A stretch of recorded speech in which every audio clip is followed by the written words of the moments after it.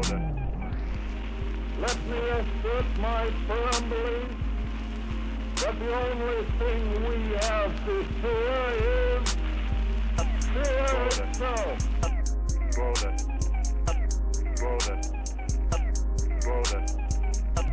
Meaning brush. We call imagination. Understand? Understand? You understand? Imagine. Imaginate. You understand? Imagine. Give us the tools and we will finish the job.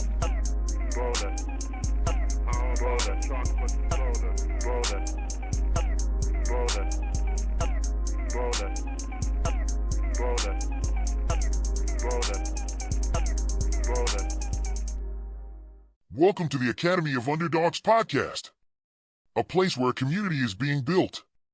A community of underdogs who are striving to do better and be better. Here's your host, Dev Dog.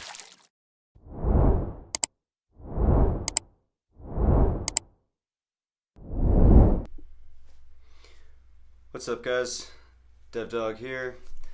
In this episode, I have a chat with my very own sister, Logan McCann.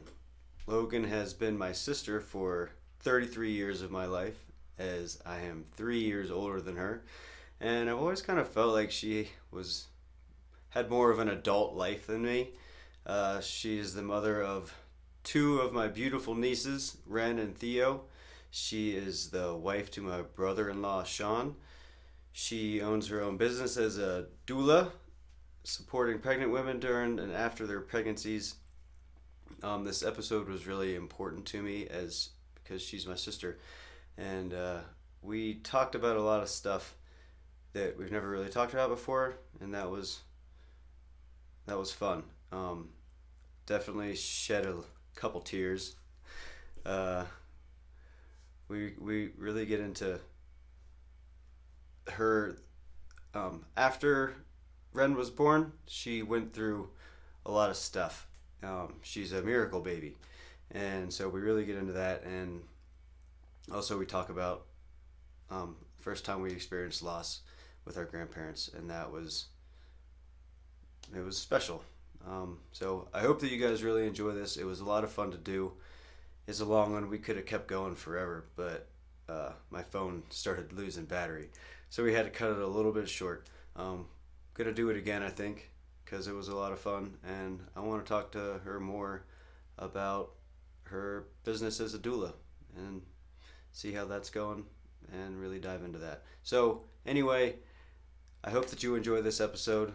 Don't forget to hit that like and share, and because I think that a lot of people can relate to this story. All right, I hope you enjoy. Thanks, guys. What's up, everybody? Welcome to the Academy of Underdogs. Today, as I said earlier, is a very special episode for me. It is with my very own sister, Logan. What's up, Logan? Oh, just living the dream. Living the dream. That's what we say here in Steamboat. Living the steamboat dream. So yeah, Logan is my sister. What do you guys think? Do we look alike? Give your best smile. Not even a little bit, I don't think. No, I don't think that we do either. She kind of looks more like my dad's side of the family, and I got a little bit more on my mom's side. A little bit. You look like grandpa, like you look like grandpa. Yeah, I know. There's this picture of grandpa whenever he was, I think, like 25 years old or something like that. And like it looks just like me. I used to have that picture on my phone, but I don't know what happened to it. Anna's here, as she usually likes to break in during the show on all the episodes. And sometimes she stays and sometimes she wants to go. She's got a ball in her mouth right now. Distractions. All right. So we're going to get into this. This episode was kind of hard for me to put together for some reason. I think for one, it's because you're my sister, and I might think that like I kind of know your story already, but at the same time, you're my sister and you're a completely different person than me. So, and you have your own side to your own story. And today, we're going to get into a little bit of, what life was like for you and your side of the story whenever we were younger, and like the other side of the story from the first 2 episodes about my side of the story of my life. So we're going to hear about that, and then we're going to dive into a little bit about more recent events. And but yeah, like I said, it was a little bit hard for me to like come up with questions and stuff like that. But then I started thinking about whenever we were younger and all the stuff that's happened, and then the juices started flowing, and it kind of just I started writing a lot. So we're gonna start off like we usually start off with everybody that's not my sister. And why don't you just tell us a little bit about yourself and your life nowadays? Okay. Well, my name's Logan. It used to be Logan Miller, and now it's Logan McCann. Even though Married to my brother-in-law, Sean. Yes, Jonathan. That's not his real name. Mom still writes Miller on all of my packages and letters, which is very silly. And every time I take a picture of it and I send it to her, I'm like, it's not my name, but it's fine. I've got 2 kids, 2 little girls, Wren and What are their names? Theo. Wren and Theo. How old are they? They just turned 4 and 2. So Wren turned Wren turned 4 on Friday, and Theo I think it was the Tuesday before that. July babies, both cancers. I am a doula, a birth and postpartum doula, and stay-at-home mom for the last 4-ish years. And I live in Pittsburgh. And, well, I live in a suburb of Pittsburgh, but close enough to Pittsburgh. Yeah, it's pretty much like right outside the city though, right? How long does it take to get to the city from your house? Like 20 minutes, 25 if in traffic. Everything takes, if you live in Pittsburgh, because it's so weirdly built, there's like boroughs and townships and little towns, everything takes like 20 to 25 minutes. It doesn't matter where you are. It takes 20 to 25 minutes to get there. Even to the store right next door? It probably takes me 10 minutes to get to the store. To Walmart, our very fancy grocery store, Walmart. People come to Steamboat to think, and like they're used to Walmart being like the big grocery store, right? But our Walmart is the smallest Walmart in the country. It's Paquito. I've been to that Walmart to buy a hat. Buy a hat. Yeah, but like you saw, they have groceries there, but there's nothing like, like the Walmart from back home or pretty much any other Walmart in the country. Is that a super center? No, not a super center. So you're the wife to Sean. How long have you guys been married? 5.5 years. 5.5 years? Yep. That was in 2018. Yep. Right? Isn't that wild? Yeah, I had to go back into my photos to see like what year it was. Yeah. Because I was living here, and it was in January, and then I went back home and there was no snow. There was no snow in Lock Haven, you mean? Yeah. Yeah. Which was so weird. I mean, it's not that weird anymore, but it was like warm out. It was like 55 degrees. And we purposely had a winter wedding because I wanted snow. It didn't snow. I guess that's what you get for expecting a white Christmas or a white winter wedding in January in Pennsylvania. Because you never know. You never know. Could be 55 and overcast. That's what it was. So you mentioned that you had been to Walmart in Steamboat Springs, and that's because you guys came to visit me. And what happened whenever you guys came to visit me? Oh, Sean proposed, which was so Yeah. fun. It was nice that you got to be there. Feel like big life moments like that when you live so far away, you don't really get to share a lot. So that was fun. Yeah, I don't get to share shit because I live so far away and my entire family's back home. But that was awesome. Like so for everybody that's listening, and who knows what Fish Creek Falls is. So we hiked up to Fish Creek Falls and I had no idea this was going to happen. And then all of a sudden, like I turned around and Sean's on his knee. We just happened to be with my other friend, Sean. And he like yelled out like, Devin. And I turned around and I'm like, oh shit, he's proposing. It was like at the top of a waterfall too. Like how Very much cooler could romantic. that, very romantic. How much cooler Although, could that be? we are not, I mean, we like to be hikers, but we're not hikers. And the altitude is so much different that both he and I were like, just like trying to get up the hill, just like totally dying. And he was like, thank God we're not going any further than this because I can't breathe enough to propose. So it was very silly because we were both very sweaty and out of breath, but yeah, it was good. It was a good spot. He said that he was looking the whole way because we flew into Denver, then drove to Steamboat, and it took like 3.5 hours or so. And he was looking for like an overlook the whole time, like trying to find a place to do it. And he was like, wouldn't you know, the whole 3-hour trip, there's not a single overlook.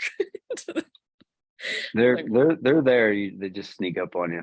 But yeah, I guess that would have just been the same thing as like on the side of the highway. It worked out much better. Yeah, it was better. Much better the way that it happened. Yeah. Lucky him because he had no idea where we were going. Yeah. Luckily we live in a beautiful place. Or I live in a beautiful place. Not that you don't. I mean, Beautiful in a different way. Lots of smokestacks in Springdale. Nature's beauty. Yeah. You live next to the river though. So that's nice, right? Yeah, it's the Allegheny. We probably don't have too many people that listen from this area yet, but it's not the cleanest, but it can be pretty. Sometimes like the fog over top of the river, that always looks nice. Really? Yeah. All right. Well, let's get into it a little bit. So obviously you and I are from the same area. We grew up in central Pennsylvania. From your perspective, I just want to hear your perspective on the area that we grew up in central PA, like the people, the landscape, and like how you perceive the attitude of most of the people that we were surrounded with. Okay. Now or in the past? It's so in the different. past, whenever we were growing up. Okay. Well, I was desperate to leave when I was younger. It was a small town and I wasn't super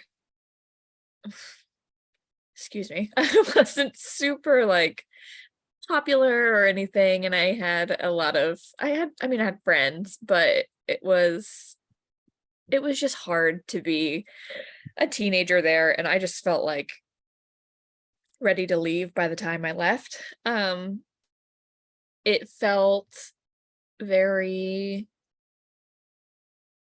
small, but like looking back, small as in small town, but looking back, it felt like pocket sized, if you know what I mean. And now I realize as an adult that there's like a university there and there's tons of people that go there from other states, closer states like New Jersey and Ohio and stuff, but in New York, but still other people from other states that come. So it's not as small as I used to think it was. The attitude of people,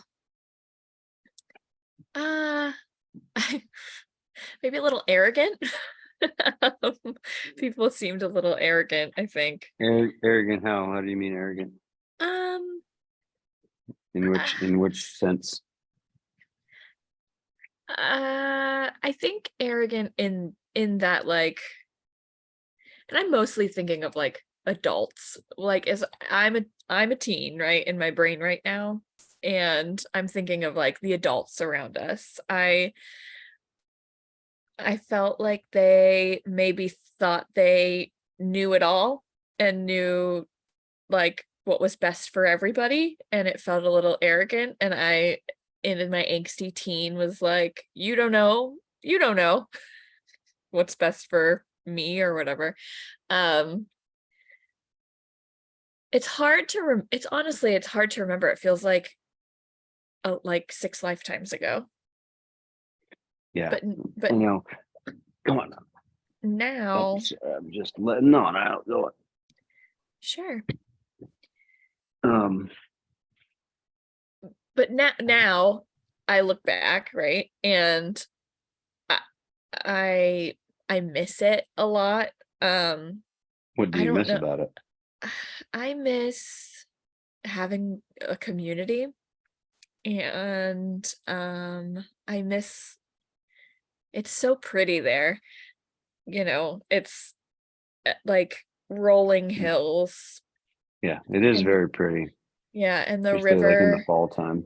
Yeah, and like you go to Heiner View, and it's like, which is called the Pennsylvania Grand Canyon, and it really does just, I mean, I've never been to the real Grand Canyon, so I can't really speak to that at all, but it is just really, you've got the Susquehanna like running through, and all the hills that kind of overlap each other, and if you go in the fall or the autumn, it's just gorgeous. It's so pretty, like if you're a leaf peeper, which I Yeah, am, just really pretty. And it's nice, I'm still connected with our family friends, like Dave and Leanne and Sarah and Sherry and Ed and all of, the Dolans. And which is so funny because like the Dolans live here in Pittsburgh, Kyle and Cody, and I never see them, never, unless you're in town.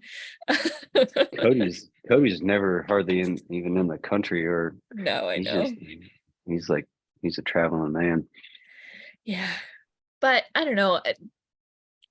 It's hard to describe because I haven't lived in Lock Haven since I was 17, and I'm 33. So it's been a long time, and it's just kind of hard to remember what it felt like and how I pictured it then, because I have like a different view of it now than I did, I think. Yeah, me too. My opinion was that it was like an attitude of people is that it was, I wouldn't say arrogant, but I mean, I know what you mean whenever you say that. And I think that also the how, like, you mean arrogant, like people thought that that they knew what was best for you or whatever. I think Yeah, that just is kind of a common thing with people in general, because everybody thinks that they know everything, or not everybody thinks that they know everything, but they they believe in their opinion, and they sure. think that their opinion is right. And so sometimes it's hard. I do the same shit. Like I see most of my friends are younger than I am, and I see them doing the stuff that I was doing whenever I was their age. Maybe not necessarily the exact same stuff. And then I'll be like, you should invest, or make sure you're saving your money. They call you Pappy Devin. like Mimi used to always tell me, are you saving any money? Just stuff like that. But the attitude of people I would say back from back home is, I always thought of it as, and I like to watch my words nowadays, but close-minded is one of the terms that comes to mind. Just very sheltered and conservative, obviously. you know, it's kind of reminds me of Steamboat in some sort of way because it's such a small town, and it is kind of a community. But the area there and the overall political aspect and view are definitely completely different than most of what is here nowadays. Yeah. Apparently Steamboat used to be super conservative, and I was just now, gonna ask how it leans. I mean, I'd say it's probably 60-40, a little bit more liberal nowadays than it used to be. Because I mean, for one, Colorado is a ranching state, and then Mhm. Steamboat especially is like there's just a lot of ranches around, a lot of cowboys, and then there's also like the perspective of, I've been called a greenie multiple times, mostly by one of our Dolan friends. Kyle likes to call me a greenie. What does that mean And, specifically? and then I say that, I'm like, what does that even mean? I'm like, Does it mean is it like the because Green weed is Party? like because weed is legal and that's green, or like because we're into renewable energy, or because it's liberal, or what? And he doesn't really ever have like a legit answer for me. So Just made it up. it's I guess when he lived in Wyoming, that's what Wyomingans called Coloradians, Hmm. greenies. Yeah, so doesn't really make sense, but Maybe it's because of the weed. that's what, no, I'll just take it as that, Okay. because we're allowed to smoke weed and you're not, and so y'all are just jealous. Like in Pennsylvania, like can't do anything here. So can't even It's buy legal. It's alcohol in like a legal. grocery store. You can't in PA. I I mean, you can mean, in very Sheets. rarely. Very rarely. You can buy it at Sheets, you can buy wine and beer, but you can't buy liquor. And you can only buy liquor at a state store. Right. And you can only buy, like, Walmart doesn't have wine or beer, you know. Most other states it does. Colorado just passed that or maybe it was, I'm not sure if it was Colorado or just specifically Route County, but they just passed that where they can sell beer and wine in grocery stores now. Like they've been able to sell beer for a while, but now they're allowed to sell wine.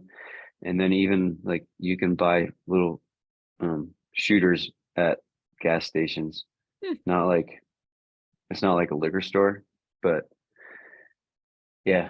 And I for one was against that proposal because I'm all about supporting local businesses, and Mhm. as a principal, I will not buy any alcohol from a big store. I will not buy it from the grocery store. I will not buy it from Walmart. I will go to a locally owned liquor store to buy my beers and wine. Good for you. I know, right? It's principle. I'm all about principle. I'm a man of principle. That's what I think whenever I think of you. I just, that and maybe going to the principal's office whenever I was younger. Yeah. It's a different kind of principle. Uh, So, next question. Our family, how would you describe our family growing up? And then, yeah, well, just like our mom or dad, our overall personification of ourselves, I guess. Actually, before we get into that, I have some shit that we need to lay out. I am Oh, not a okay. mean girl. I have never been and will never be a mean girl. That is just so incorrect. And that within 4 minutes, I counted 4 minutes of episode 1. You call me a mean girl. I was like, come on. So Well, anyway, okay, she's not a mean girl. I guess I was thinking of I wasn't referring to like the movie type of mean girl. No, please go on. You're mean to me sometimes, I guess. I don't know. Well, let's get into it. I was definitely also mean to you. Yeah. Don't leave that part out. I was the younger sister after all. Oh no, we get into that. I got plenty of questions that have to do with that. Okay, so our family dynamic. I feel like childhood was pretty idyllic if you really think about it. We grew up in this small town. We had a boat on the river.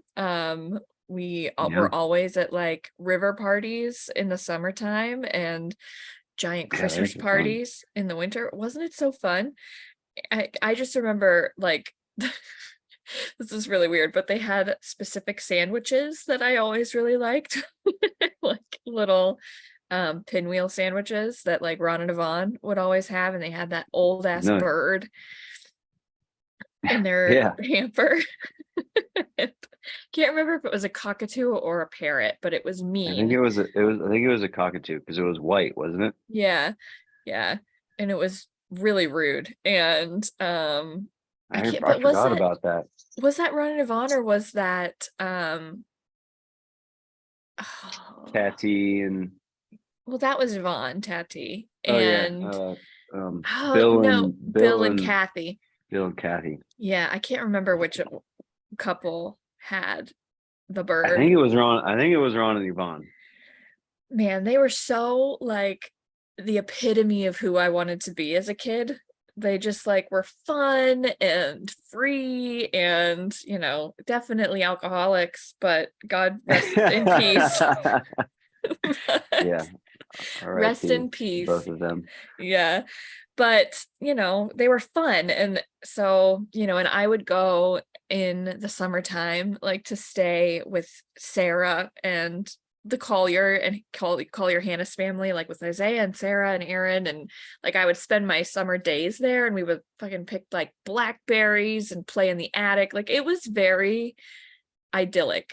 And then, just like adolescence happened and, and mom was like, we were so close as kids and dad was always like working. Like he was always working, right? He would come home just in time for dinner and he would always smell like the shop and like yeah. And you were in a sport always of some kind, like whether that was soccer or baseball or wrestling or something. I wasn't like a sporty person. I danced. Well, I did color guard. Yeah, you did color guard. Yeah. That's is a sport, but it's a different kind of sport. And I quit most things that I did. So did I. Like, because as you can see, I'm not a professional color guard person. I'm not a professional baseball player, soccer player, or wrestler. Or I'm not a dancer either. But I never wanted to be. But anyway, and then then they joined the business.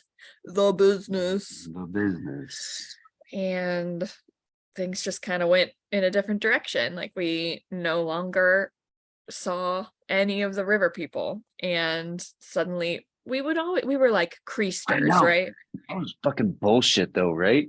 I know. Yeah. Like I sorry to not to interrupt, but now that you mention it, it's like I remember the business or like all this really cool, fun river lot parties.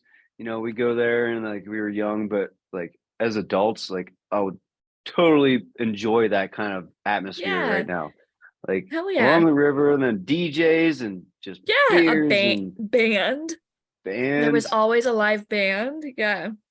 But then all of a sudden cool as shit. Yeah, that was a lot of fun. And then all of a sudden they join this business and it's like this straight edge like group kind of thing. Suddenly we were like, super religious. Got super religious. And I mean, parents are still super religious, and that's all they good. really leaned into that. They really leaned into it, and that's all good. That's if that's what makes you happy, then that's all good. But yeah, that's funny that you say that, because that is literally like whenever that kind of got cut off, like Mhm. the business for everybody that's working was an MLM, multi-level marketing business. There was multiple stages of it. First it was Quick Star, I think, and then Amway, whatever you want to call it. They And then they it were turned they were to, not Amway. They were like, we're not Amway. We're different than Amway, and now they are literally Amway. Amway bought them. So yeah, Amway's back. yeah. I've had a friend over the winter time that was he got into that, and I was like, yeah, I know all about that. And he's like, no, everybody likes to talk shit. I'm like, yeah, but this is why. Literally. Let me tell you my story. This is why. You know how many water filtration systems are in the bottom of my parents' basement At right least 30. now? And you know how long ago they were bought? 20 years at least, like 20 years. I am 33, and I think that would make me 13 at that point in time. So Yeah, they're still good. It still filters water, but yeah, that's the kind yeah. of thing that it was. And then it turned into Monavi, or no, excess energy drinks. No, that was Quick Start. But But anyway, I think it's just all like MLM after subsects. MLM after MLM. Yeah. But they're just searching for a dream. Like, they wanted to get out of their job. Like, I don't blame them for that at all. They're like, drinking the Kool-Aid or whatever, because they were trying to get out of their jobs. They were trying to get out of that day-to-day grind and like do something better and like provide more for us, even though they provided plenty. But like, they're I just mean, trying to look do at the more. house they live in. I sometimes I think about our childhood in that That's a house. multi-million-dollar house in Steamboat Springs. Yeah, I mean it's $500,000 here, and that's in Lock Haven. It's a beautiful house and on a beautiful plot of land. And anyway, all that aside, they were trying to become financially free, and MLMs weren't such a thing back then. It wasn't like there was like Mary Kay and Avon and Pampered Chef, and that was like it. And then there was Amway, and that's the one they jumped on. I can't see my dad selling makeup or Tupperware, so He just wanted to although sell energy drinks and Quick Start really did shitty have, protein bars. oh my God. And that's the other thing. It's like they made us eat that shit and drink that shit and use all those products, and they were such garbage. And I just remember being like 13 years old using this shitty shampoo and being like, can't I just use like fucking Garnier Fructis? And they were like, shit No. only. Shit only. God, it was so bad. But yeah, so we ended up like doing that stuff, and they did that kind of stuff like all through. I think they started when I was either 10 or 12. And I mean, you might remember better because you're older, but they didn't stop until I was in college, or maybe even Yeah, I mean, out of I went to college. you weren't so into the business stuff. Like, I would go to the meetings, and because even though like the MLM and the business aspect of that shit was bullshit, like the leadership development stuff that they did, I really grabbed onto, and I think that has helped me tremendously, learning that kind of stuff at such a young age whenever I was a teenager, because I would go to the business meetings, and like, even if they weren't like pushing products or whatever like that, like there was always leadership development, and there was always like self-improvement type stuff, and I really grabbed onto that stuff. So I think that helped Dad out a lot too, because Dad, like, he's a completely different person than he was whenever we were younger. Yeah. Yeah, he was, I mean, he talks now. He didn't used to talk at all. Yeah, he talks now. Well, He laughs and stuff. yes, I can see his teeth occasionally. Yeah, I mean, for sure. It's that, and he's a leader in his church, and I think that definitely it helped. him come out of his shell. I mean, we can get into that a little bit, just like why maybe he was in a shell to begin with is like generational shit, right? But I will say, I hated the business. Ever since it started, I was just like, this is horse shit. This wedding is horse shit. But it did allow us it did allow us some pretty cool opportunities. Like we would always go to like summer and winter conference, and those were always in a place that I had never been before, or even just in Philly. But even whenever you're in Philly, there's all the museums that we would get to go to. And we went on that cruise with them. We went on a cruise. We went on a cruise to Canada. Do you remember that? We cruised up to Nova Scotia. That was cool. And we did a zip line. And do you remember we went to Universal Studios and they closed down the park for us, and like we just got to like run from ride to ride and like vendor to vendor? Do you remember that?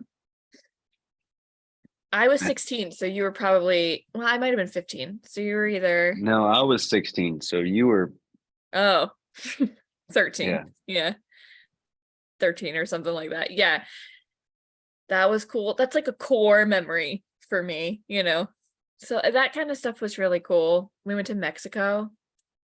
Yeah, we went to Acapulco, and I stole a bottle of rum from Walmart. I didn't know that. I do remember that you picked me up because there were so many stray dogs all over the road, and I was afraid of them, so you carried me on your back so I didn't have to walk. So that was nice. Beach Perros. Playa de Perro.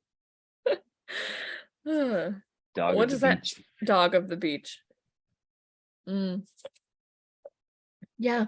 So. Or no, that's beach of the dog. Playa de Perro. Perro de Playa. That would be dog of the beach. No, that would be Dog Beach. Because don't they do beach does something first to be? Yeah, Playa de whatever would be beach of the, because like whenever I was in Sayulita, I don't know how to say dead, but there's a beach of the dead, and it's Playa de Dead Muertos, Dia de los Muertos, maybe. something like that. Anyway, I only speak English. Yeah. I speak un poquito español with mi amigos at mi trabajo, at my work. Yeah, that's what I figured. So I guess all of this to say that life really changed when our parents entered an MLM, and it kind of just spiraled from there, I guess. Yeah. But, How would you describe yourself, like your personality as a kid? Who was Logan as a young elementary, mid and high school girl? Were you a troublemaker, an angel, class clown, nerd? I wasn't really anything. I was pretty shy, but also had I describe myself now as like a highly sensitive person. So I feel things really deeply. Everything, every emotion that I feel it deeper than I think your average person. So that said, I had a lot of big feelings as a kid that seeped out onto, I think, most other people. And when I say seep, I mean like crashed down on them. I just remember the one time that you didn't get a puppy for Christmas, and then you sat in a rocking chair in front of the window, like crying. Yeah. Like an old lady or something like that. Well, yeah, I mean, I wanted a fucking puppy. Every year for Christmas, I wanted a puppy. And every year they'd get me some stupid ass stuffed dog. And I was like, no thanks. I wanted a puppy. And then for your 16th birthday, your girlfriend got you a puppy. And I was like, cool. Fuck me, I guess. Tot. Oh yeah. Tater Tot. Tater Tot Bubblegum Princess Miller is what you named that dog. That's what it was. What a ridiculous name. But yeah, I was No, I remember that you wanted to name it Tater Tot. Am I right? Like that was one of the reasons why I got to keep it, is because if you could name it Tater Tot. Yeah. I think I named it Tater Tot because he had this tiny little tail that looked like a tater tot. Yeah, he was a rat terrier. He was like this big. He was like this big whenever we got him. Yeah. He was cute whenever he was little, and then he just progressively got more unattractive. He was just old. He didn't have the best dog life. No, it was mostly kennel life, because I didn't bring him with me whenever I left. And our parents hated him, so I didn't much care for him either by the end there. They didn't hate him. Dad liked him. He was Dad's buddy. All right. Well, not enough to take him to work with him or do anything with him, like take him for a walk or anything like that. Yeah. Poor Tater Tot. Yeah, you are probably much better dog owner, pet owner now than back then. I am not a good pet owner. I know that. I like pets. I'm just not good at it, and that I don't have any. And that's why. You got 2 girls. Yeah, they're enough. That's enough pet. It's enough pet for now. Yeah, it's enough responsibility. Back to your original question. I had my set group of friends. I was shy with everybody else. In my group of friends, we were all like clowns and very silly, and we were good at school, but I was very average. I was average at school, and I think that I just like somehow retained information when people told me, because I don't know how to study, and I'm terrible at math, but I don't know. I passed. I did good. I did good enough. There's a fly in my it was like right there. Yeah, I didn't play sports, like I said. So, and I was friendly with everybody, but I didn't have a large group of friends. It was like there were like 4 of us. Did you think of Go ahead. I always had like a boyfriend, but for like a long period of time, like years at a time, I would have a boyfriend, you know? Yeah.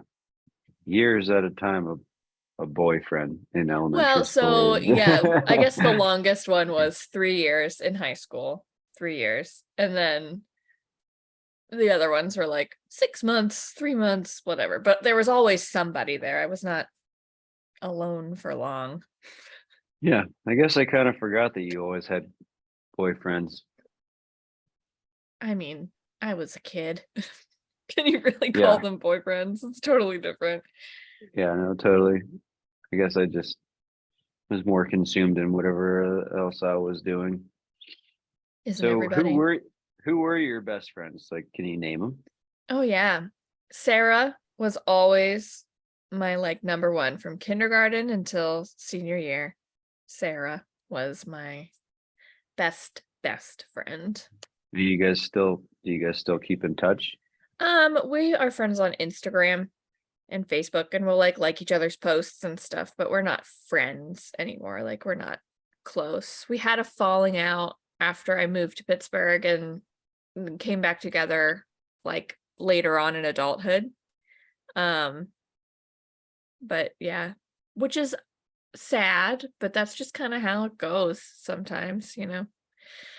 And then there was Steph, and Steph and I are still friends. And and I see her most of the time when I go back to Lock Haven. She came out still lives here. there? Yeah, she lives actually where Mimi lives, right up the hill. Like literally you can see the house from Oh yeah, I Mimi's remember. house. She's Yeah. lived there for a while, right? She lived there. They bought that house maybe like 5 years ago. I don't think she was married yet when they bought the house, but they've lived there for like 5 years, 5 or 6 years. It's a really great house. They just put a pool in. I mean, And all those houses up there are really nice. they are, yeah. She has 2 little girls too, roughly the same age as mine. And I was friends with a girl named Jess, who we were like frenemies. Enemies. Yeah. She's not a nice person. So just like, period. She's not friends with anybody that we used to be friends with anymore. She's just not a nice person. Jess, so. if you ever get to see this and you know who you are, be a nice person. She'll know. If she ever were to see this, she'll know. I'm pretty sure she doesn't have any friends. Oh, but I wouldn't know because I have literally not spoken to her since I was 17. So I really genuinely don't know. Who knows what happened in the last 15 years or whatever. Yeah, I don't know. She's got kids too, so who knows? Kids change you. So and then I was friends with a lot of boys. Like Dave Samsel and Eric Triku, who we called Tree, and then my boyfriend Sean and all of his friends. We were all different Sean, though. A different Sean, but my husband, my current Sean, his college roommate. So yeah, that's how I met my husband. Yeah. I see. Yeah. Roommate jumping, huh? Oh, that is like, it's just like this enmeshed, incestuous thing. Like, that's Pittsburgh. Honestly. So you met him in college, right? And you went to my husband? Yeah. Mm-hmm. You went to the Art Institute of Pittsburgh, right? Yep. R.I.P. Art Institute. Yes. What do you mean R.I.P.? It's closed. All of them. All of them are? Mm-hmm. Pittsburgh was the last one standing. Oh, because they're talk about an MLM. The Art Institute is like the ultimate MLM.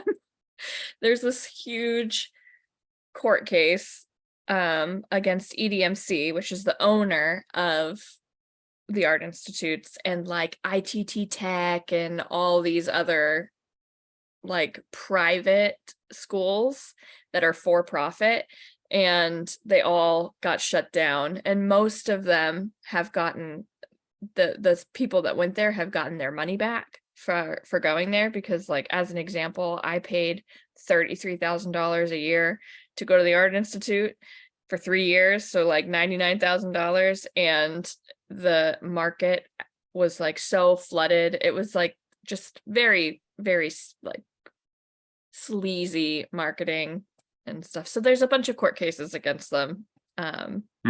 So hopefully I get all my money back. Yeah, hopefully. Wouldn't that be sick?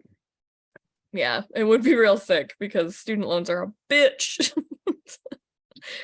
But yes, that's where we met, the Art Institute. On the first day. On the first day, that's where you guys met? Yep, very first day. I went down to see my boyfriend, Sean, in his room, and my husband, Sean, was like unpacking his bag. And I was just like, hi. Said some stupid thing about iodized salt, and then we were friends. Salt talk. A little bit of salt talk. We had a little salt talk. That's what the kids call it. Yeah, I usually like to hit up, but before I met Ginny, I would usually start off my pickup lines talking about iodized salt as well. Yeah. So you like goiters? I don't like goiters. I like salt, but not too much salt. because that'll get you kidney stones. Yeah, and just real thirsty in general. Yeah, just super thirsty. Uh, We're I don't ever remember you getting into like much trouble whenever you were younger. Am I confused about that, or I feel like um, you were like a little rebellious. Like you didn't ever really want to do what you were told to do. Kind of like myself. We yeah, just always kind of had our own way of doing things. yeah. Do you remember specifically any like time that you got into like big trouble, or like the first time you ever got into any big trouble Um, from mom I and dad? I got in trouble a lot for my mouth. Um, I remember the first time I ever got yelled at by dad. It's because I said, "God damn it." And we were on our way to church or something, like I was getting dressed for church. And How I old said, were you? "Oh, like tween age, maybe like 13, 14, something like that. Mm. 12, I don't know." But I was walking up the stairs and I said, I think we were going to church and I didn't want to go to church. And I was walking up the stairs and I was like, "I don't need to go to goddamn church," or "God damn it," or something like that. And behind me, I heard dunk, dunk, dunk, dunk, dunk, dunk, dunk, and it was dad running after me. And I was like, "What?" And I like took off up the stairs and tried to slam the bathroom door so he couldn't get to me. And he caught me and yelled in my face about using the Lord's name in vain. Don't ever use the Lord's name in vain. Yeah. So that was the first time I would get in trouble for the shit that I would say a lot and my attitude. Yeah. Yeah. But I didn't get in like any kind of trouble. There were plenty of times where I could have and just didn't. I did get I was in a car with a boy in Woolridge Park, and we were hanging out and it was after dark and the park was closed. And yeah. Business. Hanging out in the park after dark. Yeah, and a cop pulled up and was like, "What are you guys doing here?" And his dad was a judge, so he did not get into any trouble, and the cop knew his dad, so we got off pretty easily. But Well, you weren't doing anything, or were you? we weren't really doing anything at that very moment, but when the cop came, but it was illegal to be in the park after dark. So, Illegal to be in the park after dark. yeah. And so he didn't get in trouble. And did you get charged for being in the park after dark? He No. got off scot-free because he's got a dad or judge for a dad. But you got a social worker and a mechanic for that, or for her parents. Yeah. No fine though. No. He was just like it was Matt Miller, and may he rest in peace. But they were like, "Miller, blah blah blah, just get back, go home or something." How did he pass? I think he had, I could be wrong about this, so if anybody's listening that actually knows and is offended, I'm sorry, but I think he had some kind of heart issue due to an overdose, I believe. I don't know for sure though, and I think it was last year or maybe early this winter. But he was a good kid. I liked him a lot. He was very funny. He had this is way off topic, but he had this whole plan in high school about his funeral. And I thought about it whenever I heard that he had passed. It wasn't actually his plan. I'm pretty sure it was a Chris Farley joke that he just retold, but it was about him being like, they're having like a regular funeral and the casket is closed, and then suddenly like music turns on and a disco ball drops, and also his corpse like drops down and starts dancing and stuff. And we were on a school field trip. He went on for like a solid half hour uninterrupted about his plans for when he were to pass. And I thought, I highly doubt his parents would allow that to happen, but No, yeah, probably not. Once you're dead, probably you not. don't really get too much of a choice in what happens. You You can don't. say, you can say, this is what I want this is what I want to happen, but Yeah, it's really not up to you at that point. you probably don't care either because you're No. dead. So Yeah. 'cause doing you're other dead. stuff. Yeah. Anyway, rest in peace, Matt. You're a good guy. R.I.P. Matt. R.I.P. Okay. Well, we are going to take a quick break, and guys, we'll be right back. Catch you in a few.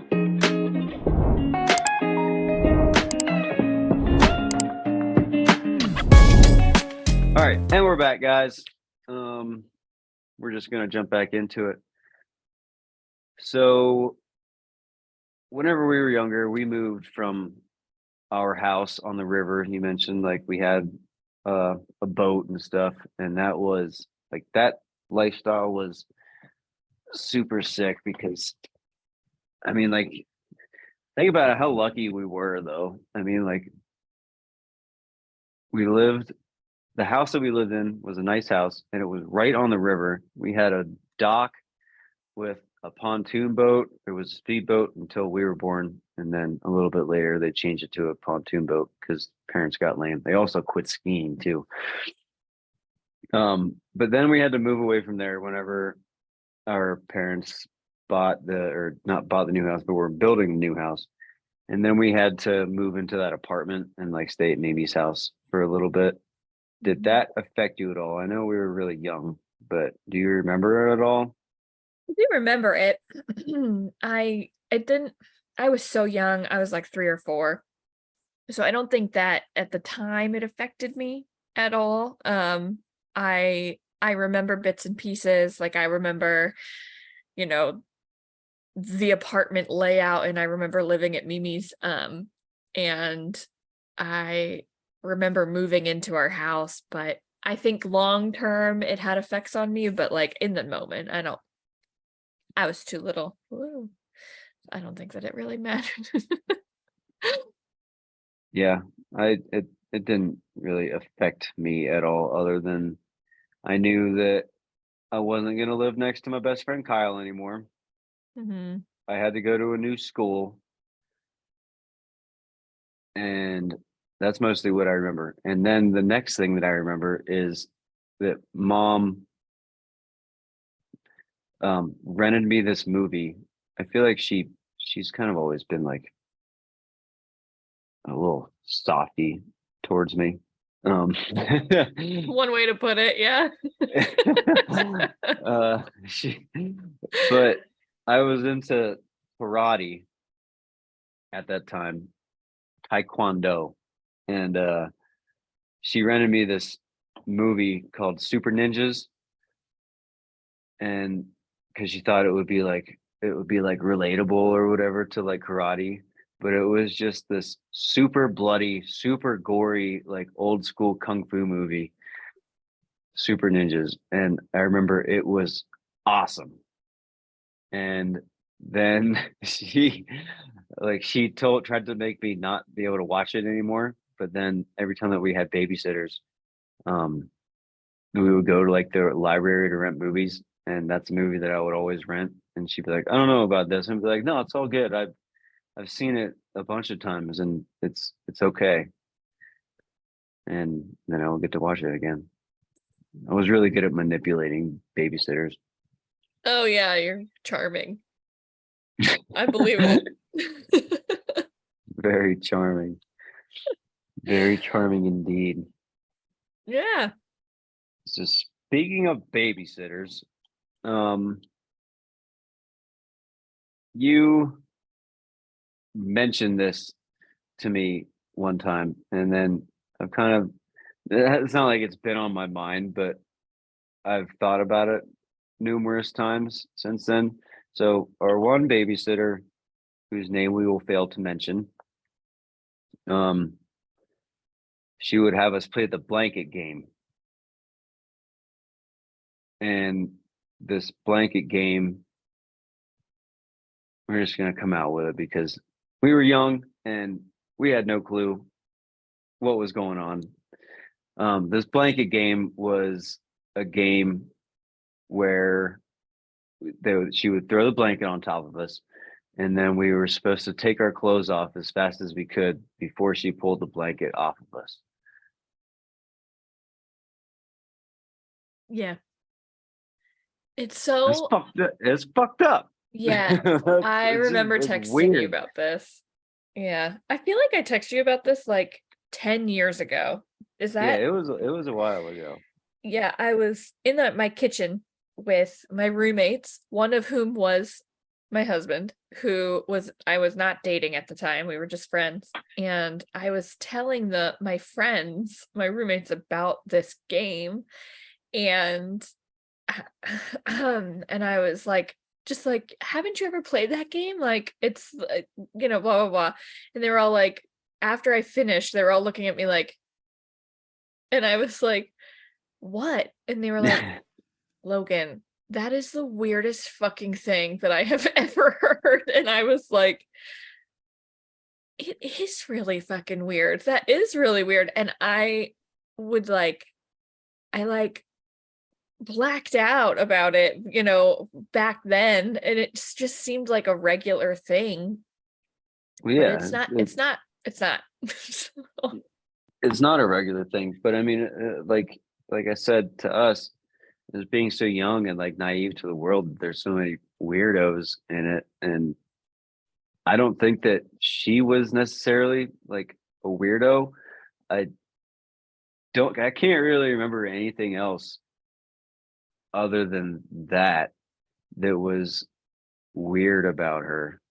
She would, I think I said this at that point in time too. She would like, you are 3 years older than me, and she would take you into a separate room to have a conversation with you about like life or something, is what she would tell me that it was about. And she would lock the door so that I couldn't get in to like chat with you about stuff. And I mean, that's your life, so I don't know anything. I can't remember any of that shit. I don't remember anything that she talked to me about. I do remember that now that you say that, but I can't remember any of those conversations. So I wonder what those conversations It's a little were. concerning that you can't remember, because it's like I don't know. But if I am a parent now to 2 very young kids, and if I found out that shit was happening in my house, I would lose my fucking mind. That person would be in jail. Imagine if dad found out. I mean, mom also worked for the county for children and youth. Like, she didn't like that would bug her out too.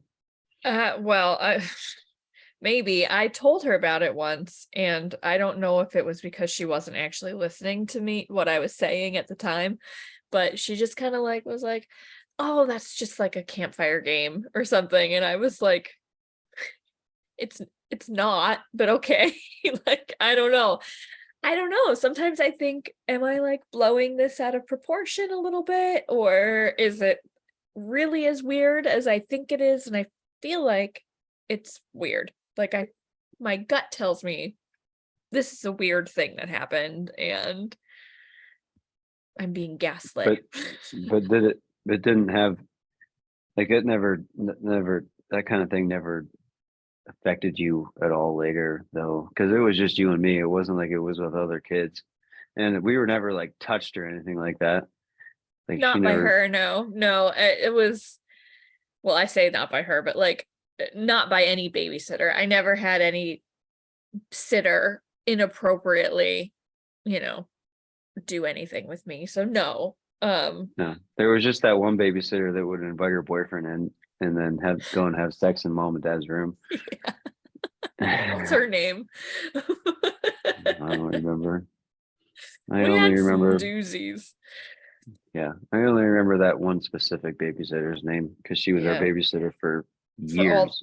For like, and when mom and dad would like go overnight somewhere, she would be there too.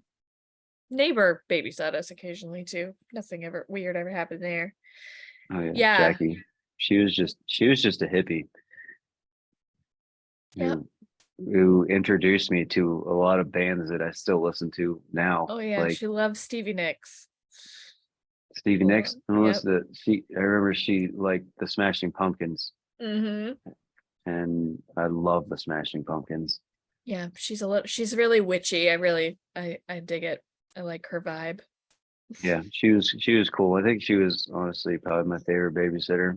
I mean, Bobby Mhm. Jean was great because she would take us to the pool and do all this stuff, a lot of fun stuff. But then there was always that game. Mm-hmm. Yeah. Well, her brother is in my class too, so it was always fun because like he would come around as well, you know. Yeah, he would always just kick me in the shins. And he was a He little was a little soccer guy. player too. Yeah, Yeah. he would just come up and just fucking boot me right in the shins. Rude. Yeah, extremely rude. I was your sister and I never even did that kind of thing, although other things. But yeah, it was weird. Let's get into that a little bit. So, what did you think of me as a kid, or just growing up? Not necessarily just as a kid, but Yeah, I think that we fought a lot as kids, and like as kids we fought a lot, and I thought you were really mean to me a lot of the yeah, time. I was. um I'm sorry about that. well, that's okay, we're in our 30s now. I'm over it. That's good. It's yeah, and you know, it's this thing like in high school too, you would bring girls over that were in my class, because it's not like in high school 3 years feels like a big gap, but it doesn't feel like a big gap when you're an adult, right? So 3 years is like nothing. So it would make sense to me that you would like date kids in my class, right? But in high school it felt like weird because I was like kind of trying to find my feet. I was a freshman and you were a senior, I think.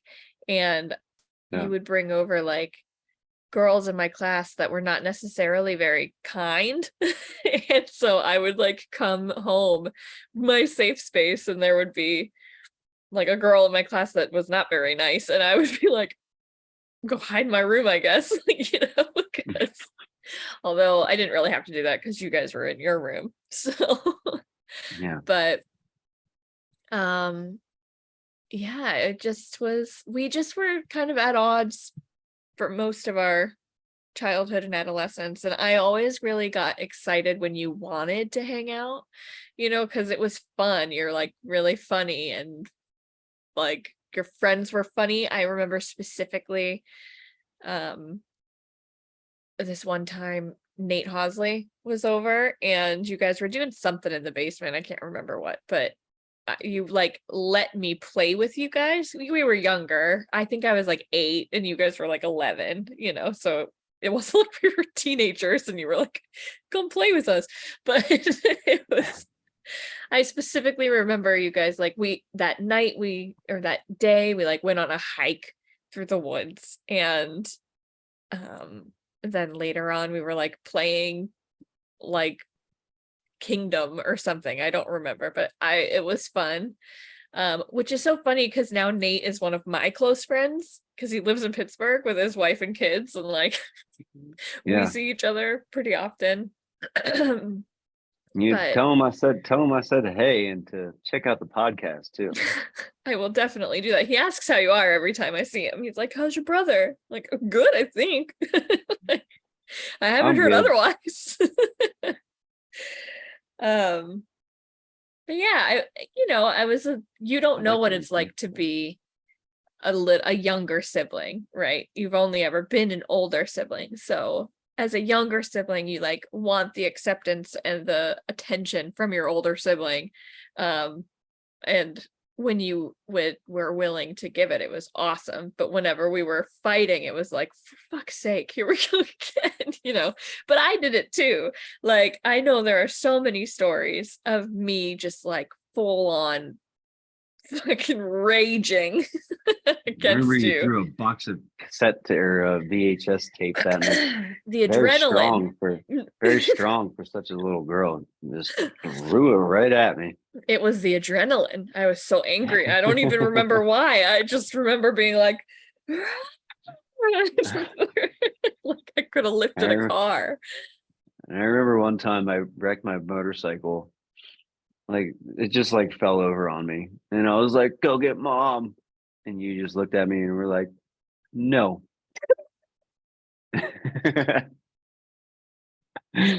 No. Oh man. Yeah. Oh, fuck you. Did I go get her? Like what happened?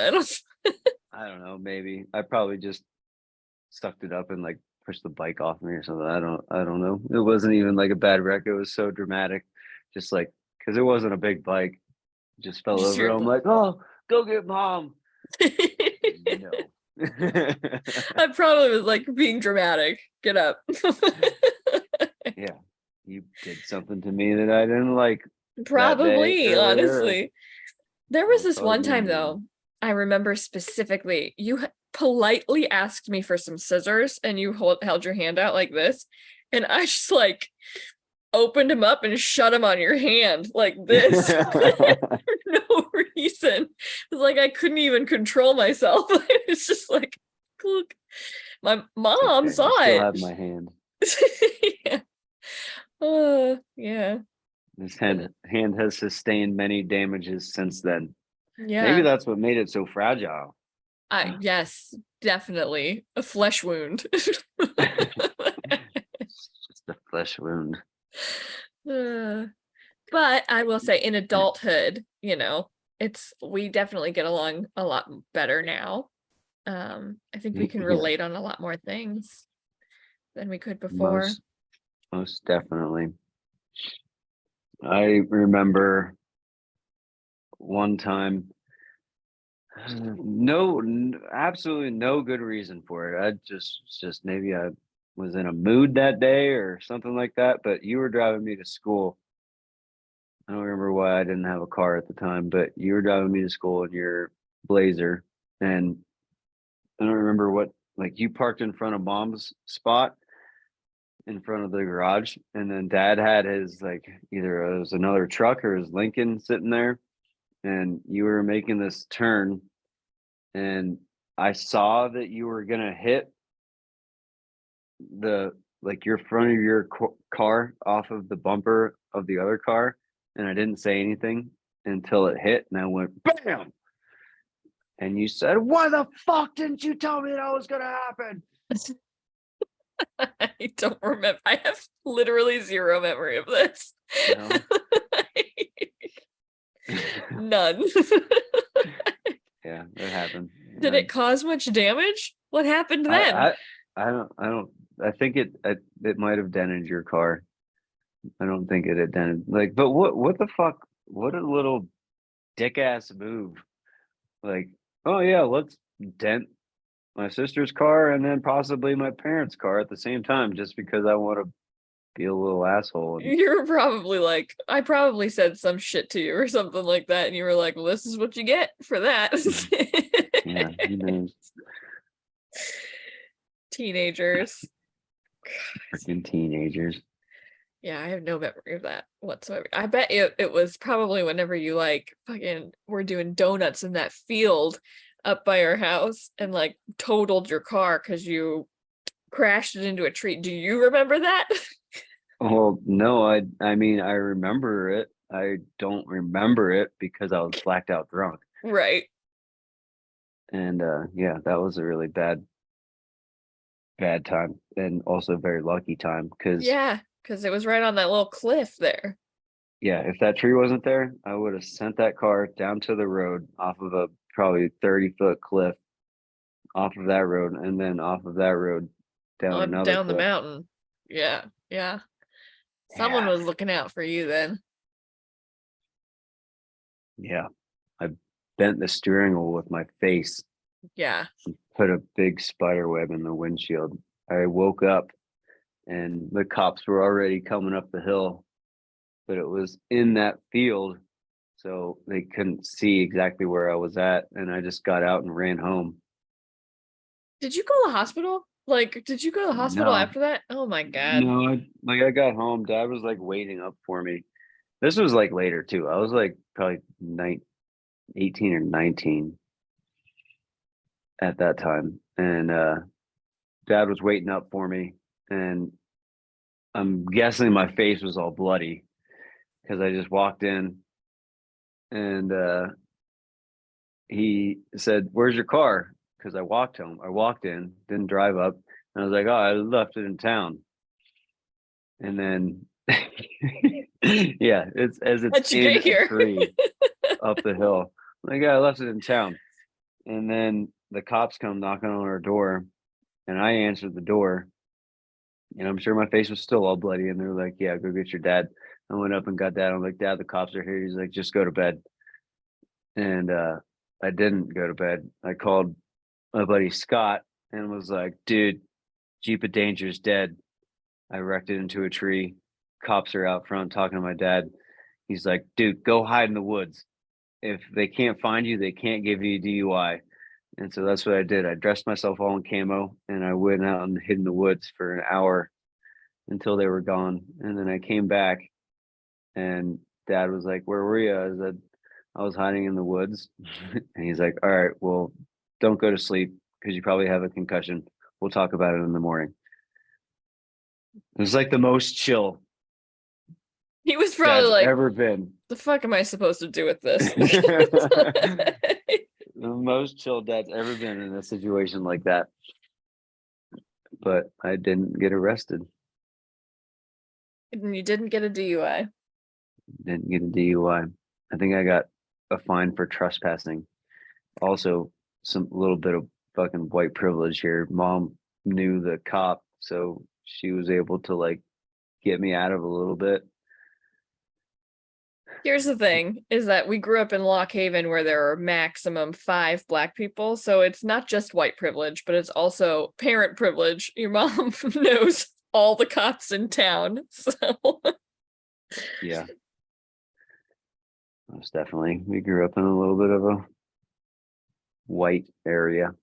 it's literally the whitest area. Besides one of my best friends from home is one of the only Black kids there. Yeah, Zach. he's one of the 5. Yeah. Okay. Yeah. You're wild. That was wild. So anyway, I had you as my brother, so there was not much room for me to make any mistakes. No, I just put all the spotlight on myself. So whatever you wanted to do, you were good. You could have done all kinds of shit and gotten away with it. But Well, I did, but that's neither you here nor did. there. I didn't do anything like that. Like that was a lot. But I would sneak out and, do stupid shit. Like I would go up to the hill with like Nick Santonico and Phil what's his butt. I can't remember his last Smith, maybe. And Phil Smith, he was a year older than me. no. Phil Smith is such a common name. It's like, can you get any more common unless his name was It's a John? pretty American name. No, he was a year older than me. Yeah, Okay. stuff like that, just minor shit, nothing too crazy. I remember, I don't know if you remember my buddy John Regal, but he and I remember one time, like we would have like fires out in the backyard, and then parents are asleep, and it's like midnight or later, and so we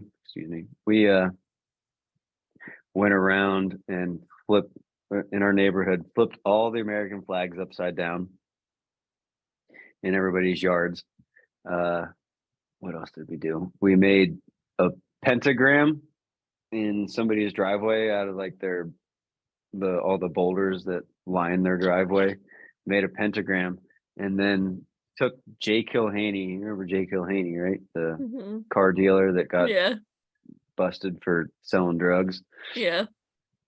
We stole his like big decorative name rock, like just a big rock that has their name on it, and then put that in the middle of it. And I remember the neighborhood like came out with a paper of all this vandalism that had been done, and a lot of it was us. All the flags getting flipped upside down, the pentagram and the name rock and all this other stuff. But then there was other stuff too, like cars getting broken into, and we never did anything like that. Yeah. I feel like actually cars cause harm, but just fun stuff. Yeah. Just being kids. Yeah. Yeah. Flipping flags upside down, like Oh anarchy. God. Almost, yeah. Oh no. That's the fun stuff. Uh, Well, Logan, I just want to apologize though, for reals, for being a little asshole whenever to you whenever we were younger. I don't have any excuse for it other than I was young and dumb, and we're siblings, so it's I love you, okay. right? Yeah. It's okay. Okay, thank you. Thanks for the apology. It's okay. Sorry I was a bitch most of the time. It's all good. It's all good. So as you were growing up, do you remember whenever you really started having opinions about things? Like big opinions, like on Yeah, major I mean, things. yeah, like maybe like current events, politics, uh, just like the stuff that's goes on in our country that's bullshit. I'd say Do in you high remember like school, yeah, I started caring about like social justice types of things, but it was mainly focused on like LGBTQIA, type of plus? thing, plus uh that stuff and abortion access when I was younger. I like when I turned 18, I registered as a Democrat and, voted for Obama. My first time I could ever vote, which was the summer I turned or the fall after I turned 18. So it was like an exciting time, right? First Black Mhm. president that year. I helped to elect him. It was just like yeah, I would say in high school I started leaning left. Yeah. But then a lot of shit happened in between then, and a lot of back and forth, and I like really leaned left after in 2020, I'd say. You'd say you've been pretty leftist this Yeah, whole time, like there was a good stint there that I leaned further right than left, I would say. There was like a good 3-year stint. have your opinions changed at all since then? Since I leaned right? Just like since you started having opinions, like Yeah. real opinions. Yeah. Since you're a Yeah. mother now and you're a wife and you have your own family and Yeah, everything changes when you have kids and you go through shit with those kids. Everything. So yeah, I went to art school. I was liberal, very liberal all through art school. I started working at a construction firm after school, and I kind of started leaning further right and like inching further right as I got older. And Sean was pretty staunchly conservative whenever we started dating. And I bet that was interesting then. it was. And his family that lives out here is very conservative and Republican conservative Christian family, and his dad officiated our wedding, and I've always been socially liberal, I would call myself socially liberal and fiscally conservative. What does that mean? So like I've always believed in the right to body autonomy and, you know, love is love or whatever, you know. Yeah.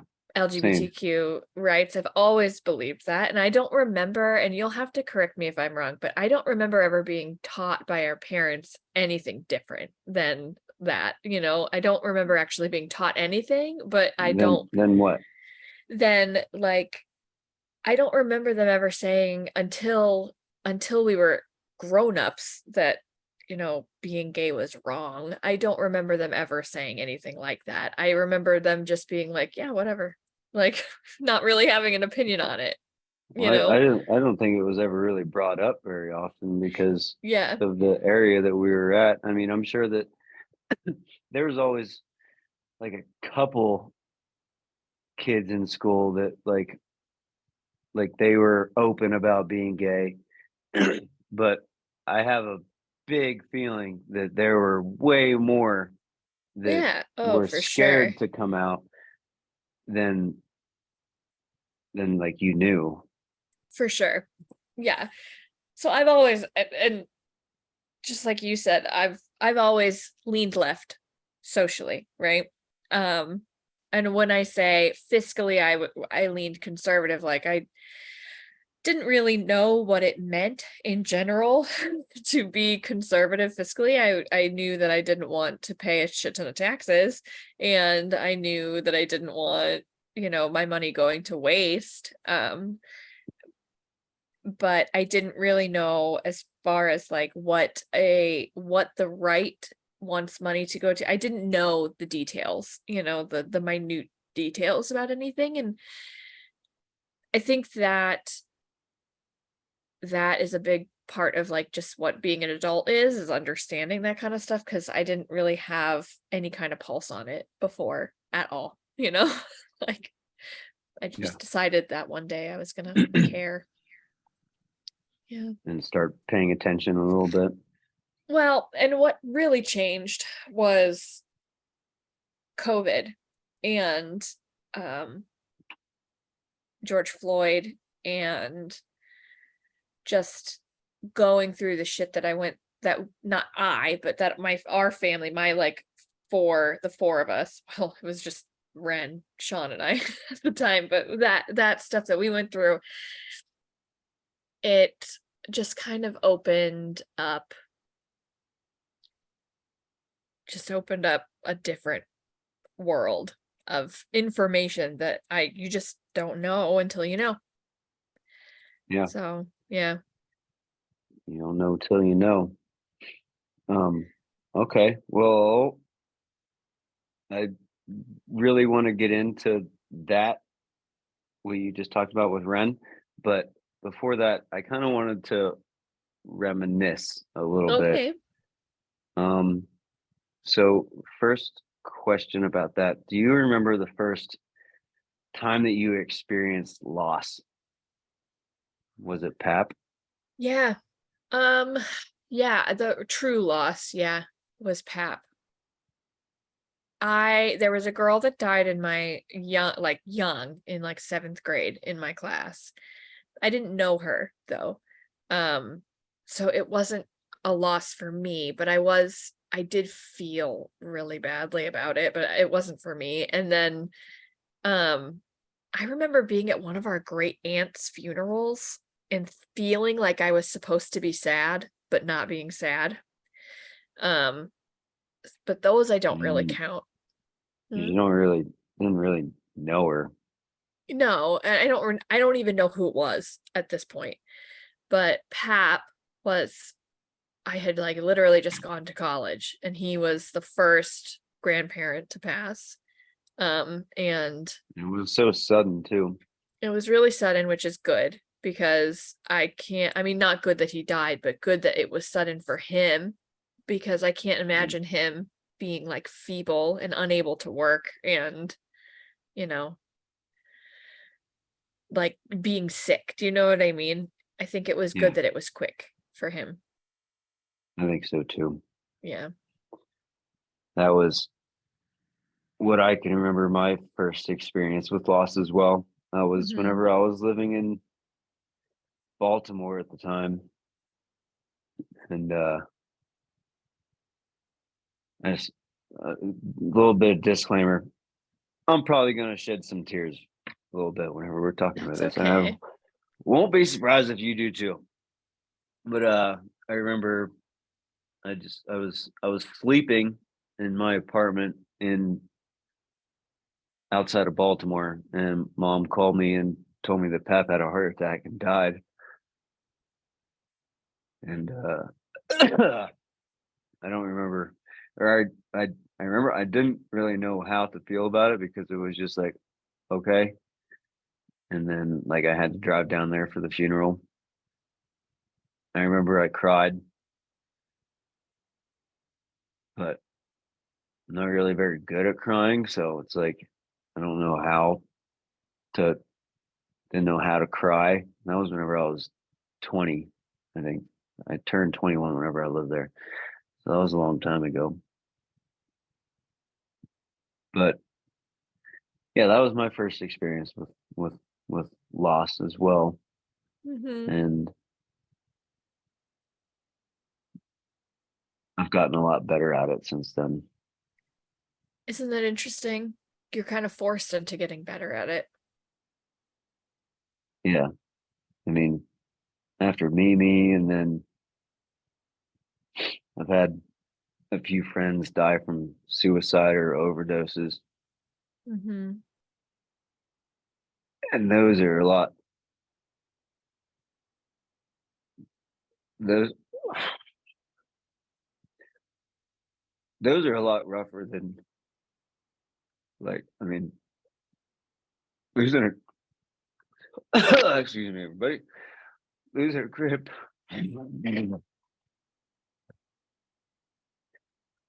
Losing a grandparent's tough because they're your grandparents and you've known them your entire life. And then sometimes, I mean, like with Mimi, it was different because it was during COVID, and like she had this stroke and then had to go and live in that fucking hospital. And but then whenever you lose a friend, it's like your age, especially to suicide, that just affects you. It affects you in a whole different way. Yeah. Suicide is something I have not had experience with that, but I do know, like, it just it breaks my heart thinking about somebody feeling so lost that that's their only option. And I just, like, I don't know. You don't have the right words to say about it, about anything. Like, you can't, there's nothing that you could say to that person that's going to make it better, if that makes sense. You know, that's truly the only option for them. And that breaks my heart, you know. Yeah. I think about, like, I used to think, I spoke on this. I think that the second episode, whenever I started to think of or speak on this, that episode got cut off. So I wasn't able to actually record it. But my buddy Marcus LaPlante, RIP, I poured out, but I'm indoors and I don't want to pour beer on my carpet, so I'll take one for you, my man. But he committed suicide. It had to have been 6 years ago, something like that. Now he shot himself in the head in front of the cops in his driveway, and that had a huge effect on me. I remember there was a memorial type thing at Old Town Pub for him, and there was a bunch of people there, and that was the place that I first met him. Whenever I first moved to Steamboat, and I went up and like gave a little speech about that and about him, and that was, yeah, I don't know where I'm going with this, but that was the Pap dying was really hard, but at the same time, it was like, Pap was old, and after eating just, meat and doing the diet that he had for as long as he did, and he never stopped working. It was like, yeah, he's old, and maybe it was his time, but then for Marcus, like him taking his own life, and then is also with my other friends that may have died from overdoses and stuff, like that was just either it was just too young, so that was the whole different experience of loss. Mm-hmm. And then whenever Mimi died, many years later after Pap,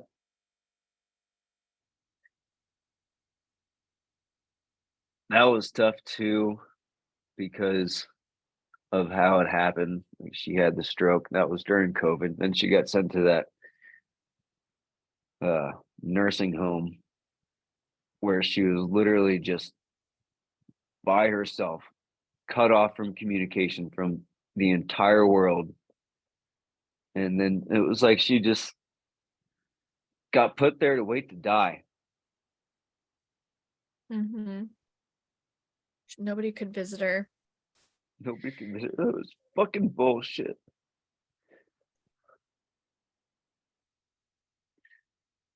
And then I was here too.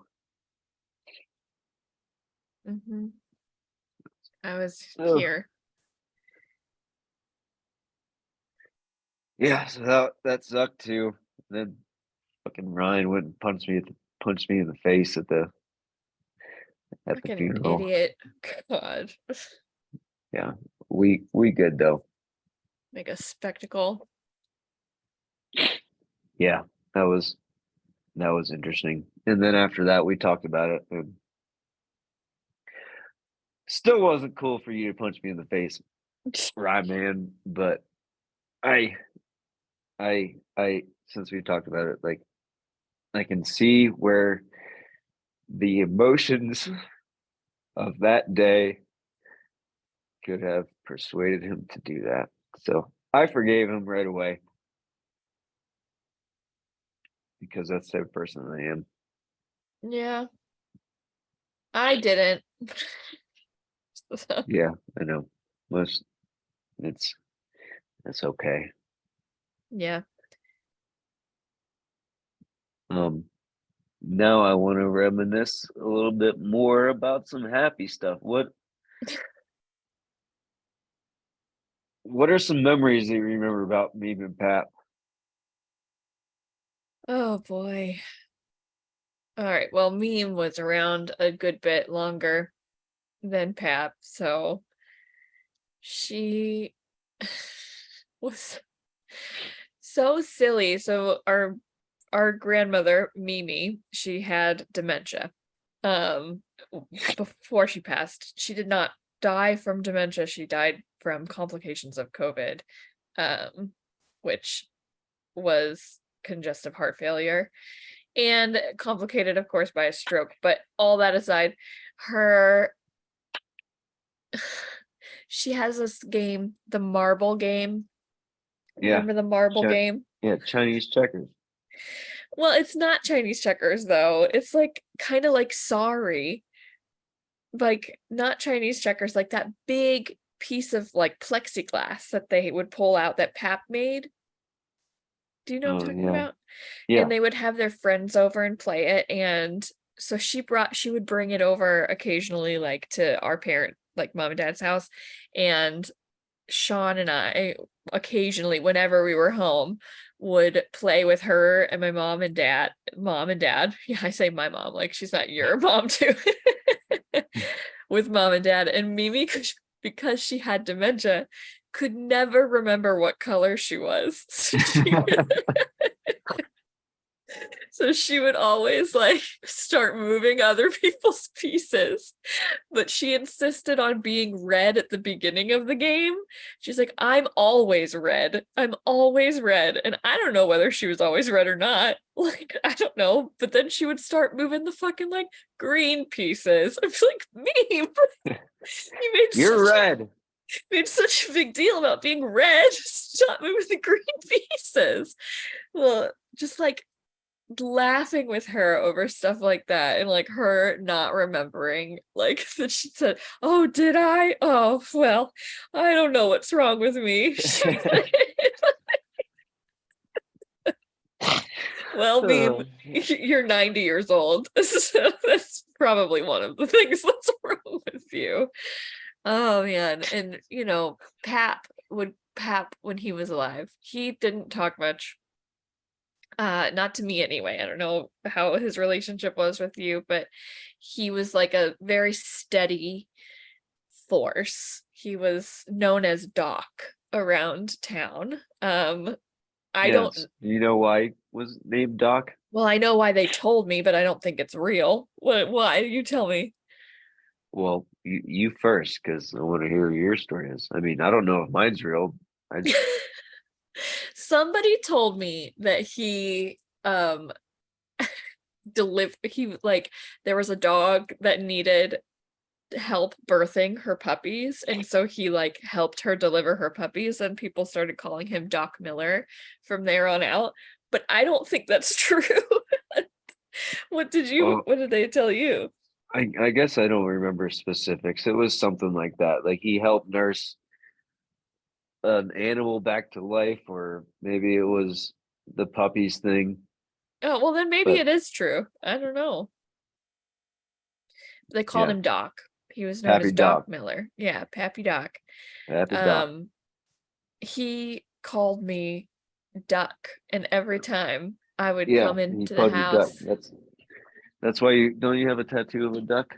Well, I have a tattoo of an elephant, but then it has duck feet. Not the elephant doesn't have duck feet. Oh yeah. There's like duck prints in the sand, like footprints.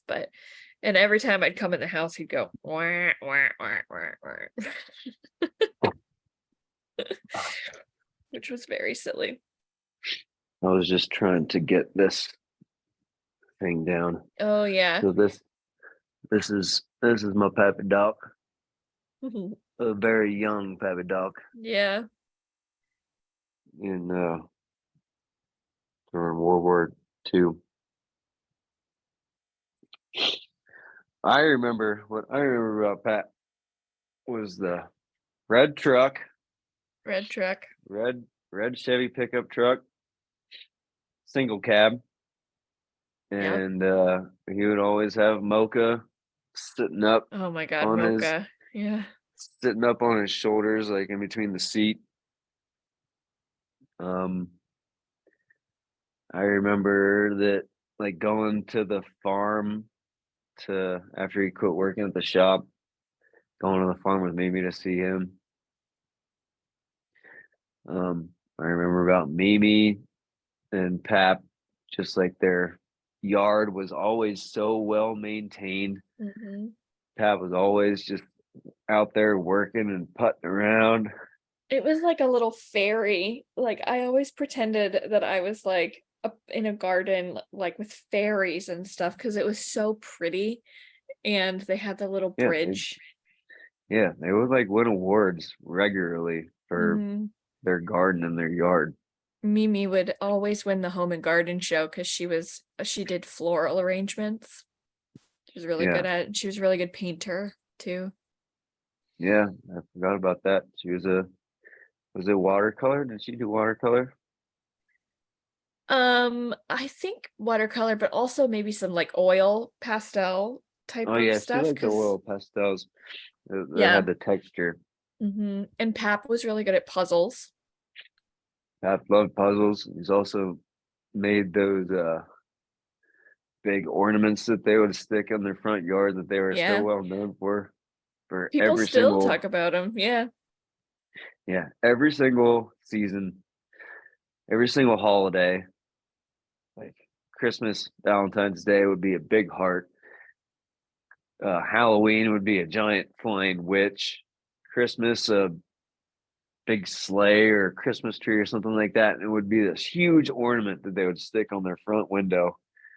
And Pap would make them by hand, hmm weld and do all that stuff.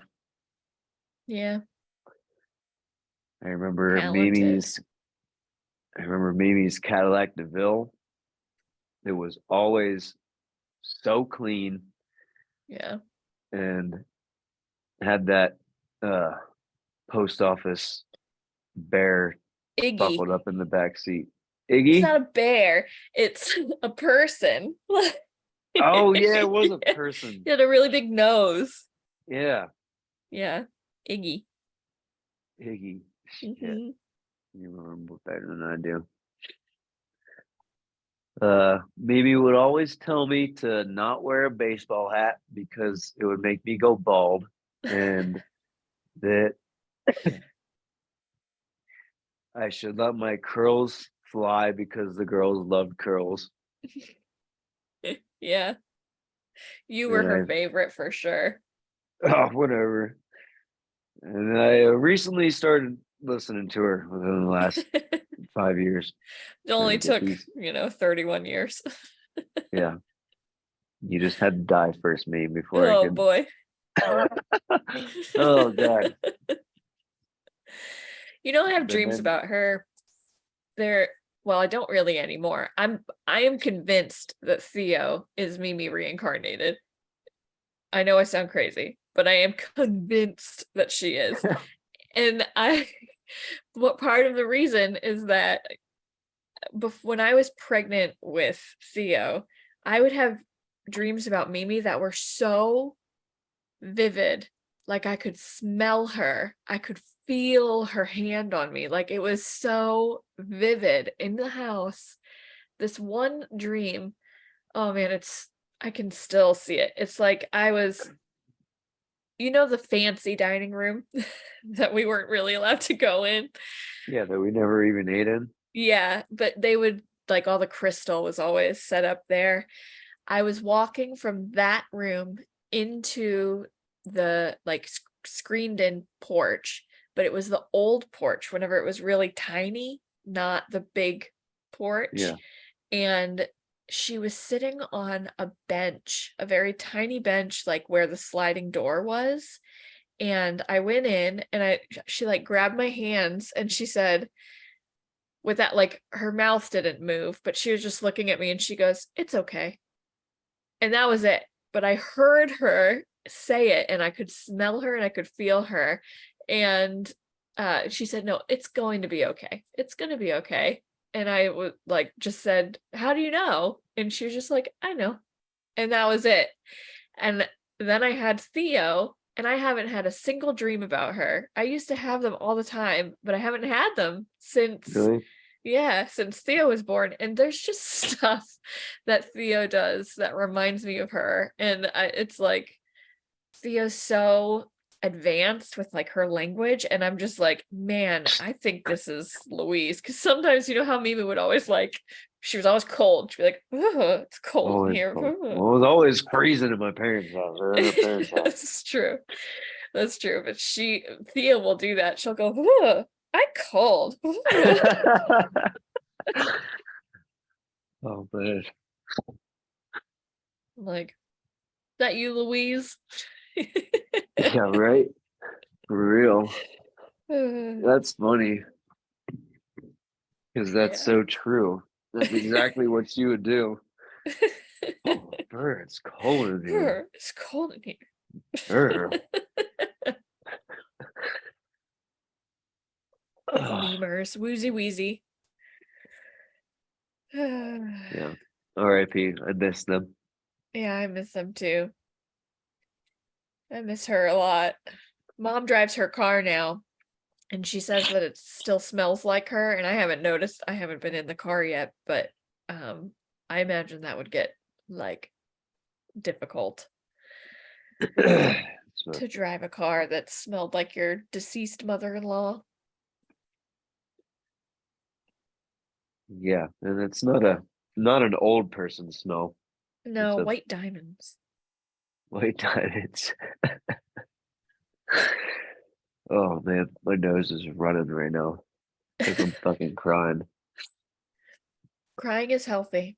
It's a good release. That's right. That's good then. Oh. All right. Well, let's get into Wren a little bit. So you wouldn't know it from looking at her now because Wren is such a healthy 4-year-old regular little girl. But she wasn't always so. Wren was born with a giant hole in her heart. And when I say hole, I mean basically one whole side of her heart was missing, right? The ventricular wall, yeah, was basically non-existent. So there's the two chambers, the right and the left chamber, and the wall that goes between them was essentially not there.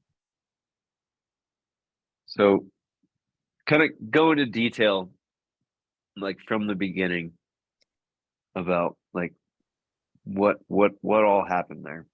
Well, so I don't want to yes, I will give you my story about it, but I don't want to tell her like it as if it's her story because I want her to be able to do that when she's older. Yeah, I But want it from I'll your perspective sure. as a mother. Yeah. Well, we found out that Wren had a heart defect when I was pregnant with her at my anatomy scan, which happens usually between like 18 to 21 weeks of gestation. And it initially they were like, it's a hole. There's a hole there, but it's called a VSD, ventriculoseptal defect. Usually they close on their own. This one's a little bigger, so it might not. She might need surgery whenever she's like 3 months old or So something like that. When did you know that this was a thing? Was it before she was born or was it Yeah. directly afterwards? Yeah, we knew that there was an issue before she was born. So when I was pregnant and I went in for an ultrasound where they check like all of the body parts of the baby to make sure there's no issues. And there was an issue. And, immediately I was like, well, what did I do wrong? Was it the one glass of wine I had before I knew I was pregnant? That kind of thing. The answer is no. No, it wasn't anything that I did wrong.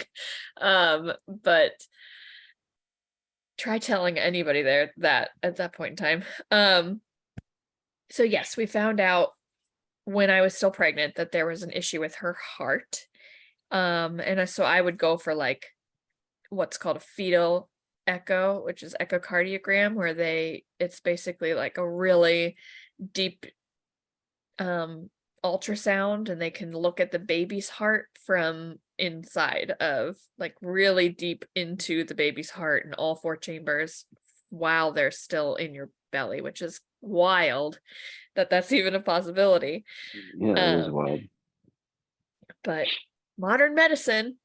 So yeah, I didn't really look into it at all because they basically were like, what the doctor said was, of all the heart defects that there are, and there are a lot, this is one that this is the best one you can have. If you have to have a heart defect, this is the one you want.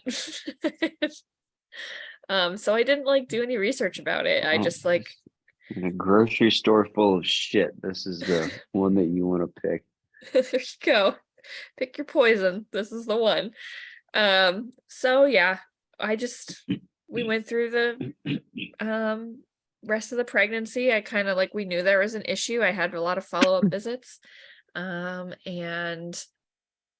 you know, I got induced with her, and she eventually, we didn't know we were having a girl. We didn't know what sex we were having. So when she was born, they were like, it's a girl, and we were like, yay. And she was good. She was a little pale, so they had the NICU team come in, and she pinked up, and you know, we were only at the hospital for a normal amount of time after she was born, sent us on our way.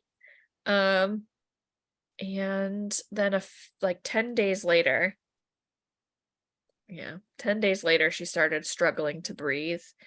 It's called retractions. It's when you're sucking in around ribs, like, or like in here, like that. You can see breathing and head bobbing and nostril flaring. These are all things, if there's any potential people that are going to be parents or are parents, these are all things you need to look out for like RSV, or, you know, if your baby's sick, or if you're, you know, have a heart defect that you don't know about. These are all things that you need to look out for, is retractions, like the head bobbing. So we took her to the ER. They gave her some medicine she had fluid around her lungs, because of the heart defect. They gave her some medicine to help with that. It's called Lasix, and that just helps you drain extra fluid. So like you pee a lot. They give it to kidney patients. You too. pee a lot. Not me. I had already had her at this point. Oh, okay. She Yeah, pees a lot. Okay. She's 10 days old. Poor girl. I also was peeing a lot. But yeah, so that lasted, you know, we had a follow up with our cardiologist for her. And she put her on another medication, and like a few days after that, you know, she just was sick, and a few days after that, she went into cardiac arrest when I was trying to feed her. So she went blue, gray. I ran her into the room. I couldn't in the moment remember how to do CPR, which we had taken a class. So also take a CPR class, everybody. So Sean did CPR on her and got her back pretty quick. Like, God damn, that's fucking 30 nuts, seconds. dude. Like, I couldn't even imagine that. It's pretty traumatic. I've been to a lot of therapy, so when I tell a story like this, it's like, that's because I've talked about it so many times. But yeah, he got her back. I called 911. They came. Fuck. I went with them in the ambulance. We got to the hospital. We went to Children's Hospital Pittsburgh. Fantastic hospital. But we didn't know that we were going to be living there for 9 weeks whenever we got there. So we were in the ER. We like immediately, but I skipped over this. When the ambulance got there, they were like just moseying on up the stairs, like and I was like, can you hurry up, please? Like, my daughter just arrested in my arms. Can you please pick up the pace? And then the police officer came too, chief of police, and it was in this house that we live in now, in this town, and he started questioning me, like, so what happened? And like asking me all these questions, like, did you drop her? What happened? Yeah, like trying to see if you did something. Like if I shook her or something like that. And I left, and they kept Sean for a minute and tried to question him. And then when we got to the hospital, my God, I'd have told that cop to go fuck himself right then and there. Fuck you, pig. Like, get the fuck out of here. Like, are you kidding me? You're asking me if I abused my fucking child. She just had a cardiac arrest. Oh, man. in so many words. So then we got to the hospital. We were in the ER for a while. I mean, time, I don't even know what time it was. It was the middle of the night when it happened. And whenever we eventually got into the CICU, which is the cardiac intensive care unit for kids, it was shift change. It must have been like 7 a.m. So she was stable for a minute, and she was when she was up there, and then when we were in there, she started coding again. So they escorted us out of the room. And it's so wild because like I didn't know what was happening. I didn't have any idea. I was like in total shock. And Sean was too. Like we were kids. Like I didn't know what the hell was going on. Yeah, you guys were kids. I mean, that was a while ago. Yeah. Seems like 15 years ago, but it was only 4 years ago. So, Yeah. You were in your 20s. Yeah, I was 28. No, at that point I was 29. I still feel like whenever you're in your 20s, you're still babies. Yeah. So, mom and dad came to the hospital that morning. Because I called dad on the way home or on the way to the hospital and told him what happened, and they got together and came. And I'm not good at asking for help. I don't often know when I need it, so I just I don't know. I was a little annoyed that they were there, but it was like because I was like, I don't know. I'm not sure. I don't know why. Because I was in shock, probably.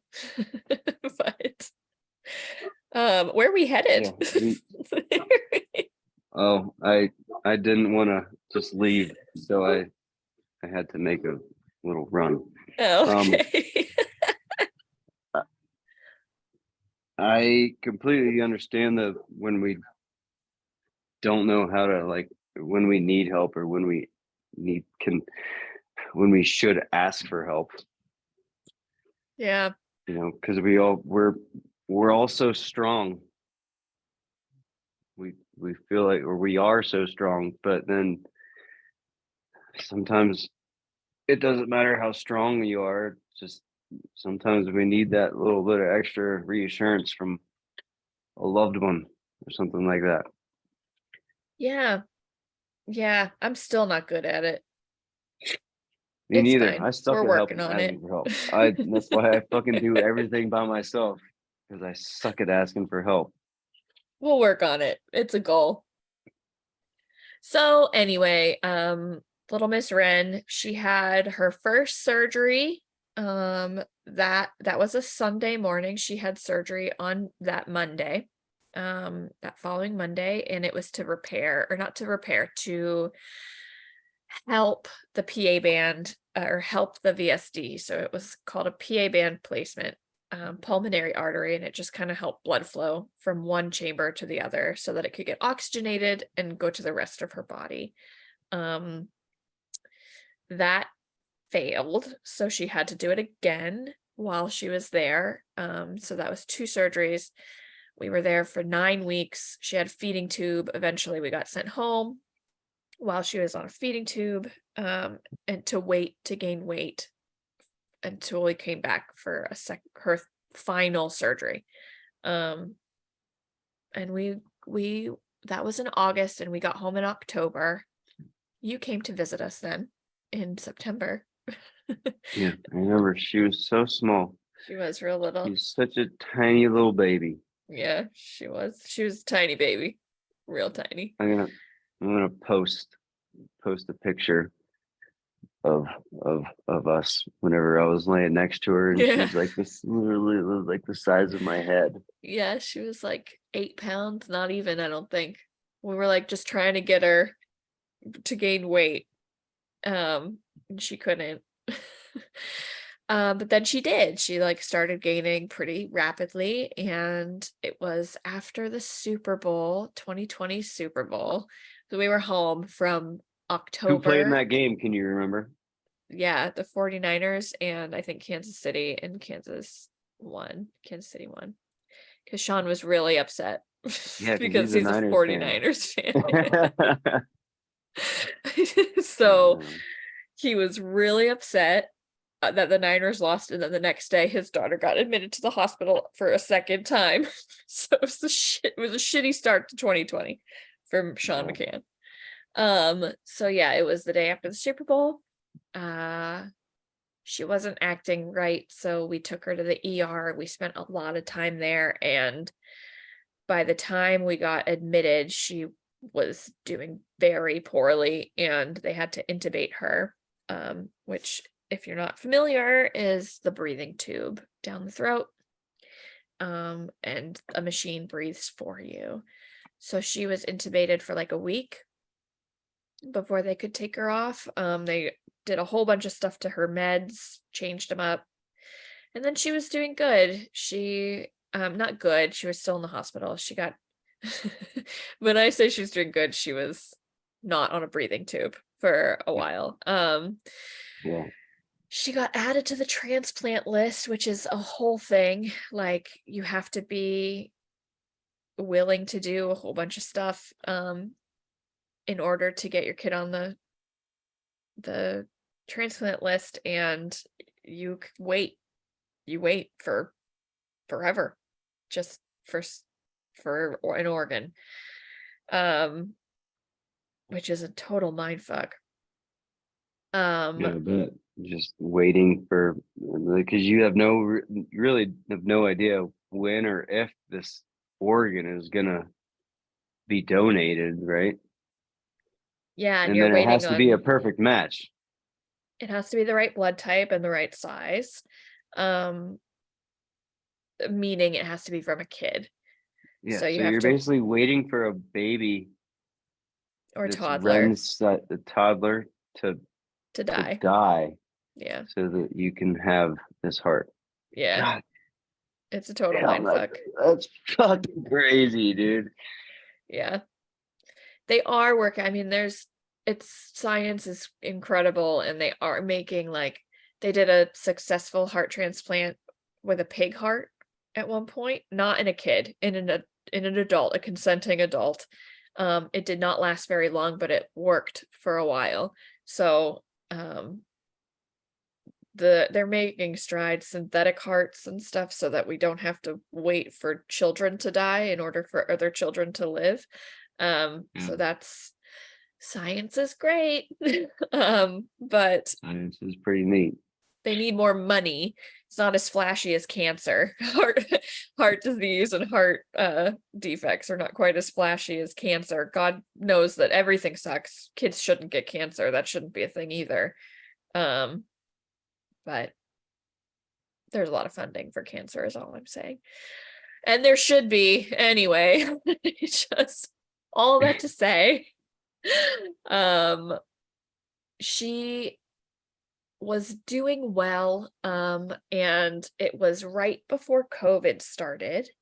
Like, not started, but right before it kind of came to Pennsylvania. It like started in New York, right? And like it was inching its way closer to Pennsylvania, kind of from both sides of the country. And the head of the department of all of UPMC's children's, like, cardiac. So UPMC is huge, and the cardiac department, he is the head. His name is Dr. Victor Morell.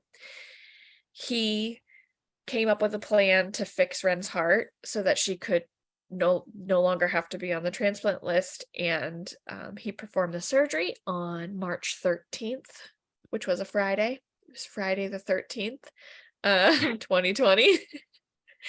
And it was right before everything shut down, and he did it before he had to go to Florida for a little bit. And I think we got it just in the nick of time, because she got that surgery and then she was discharged.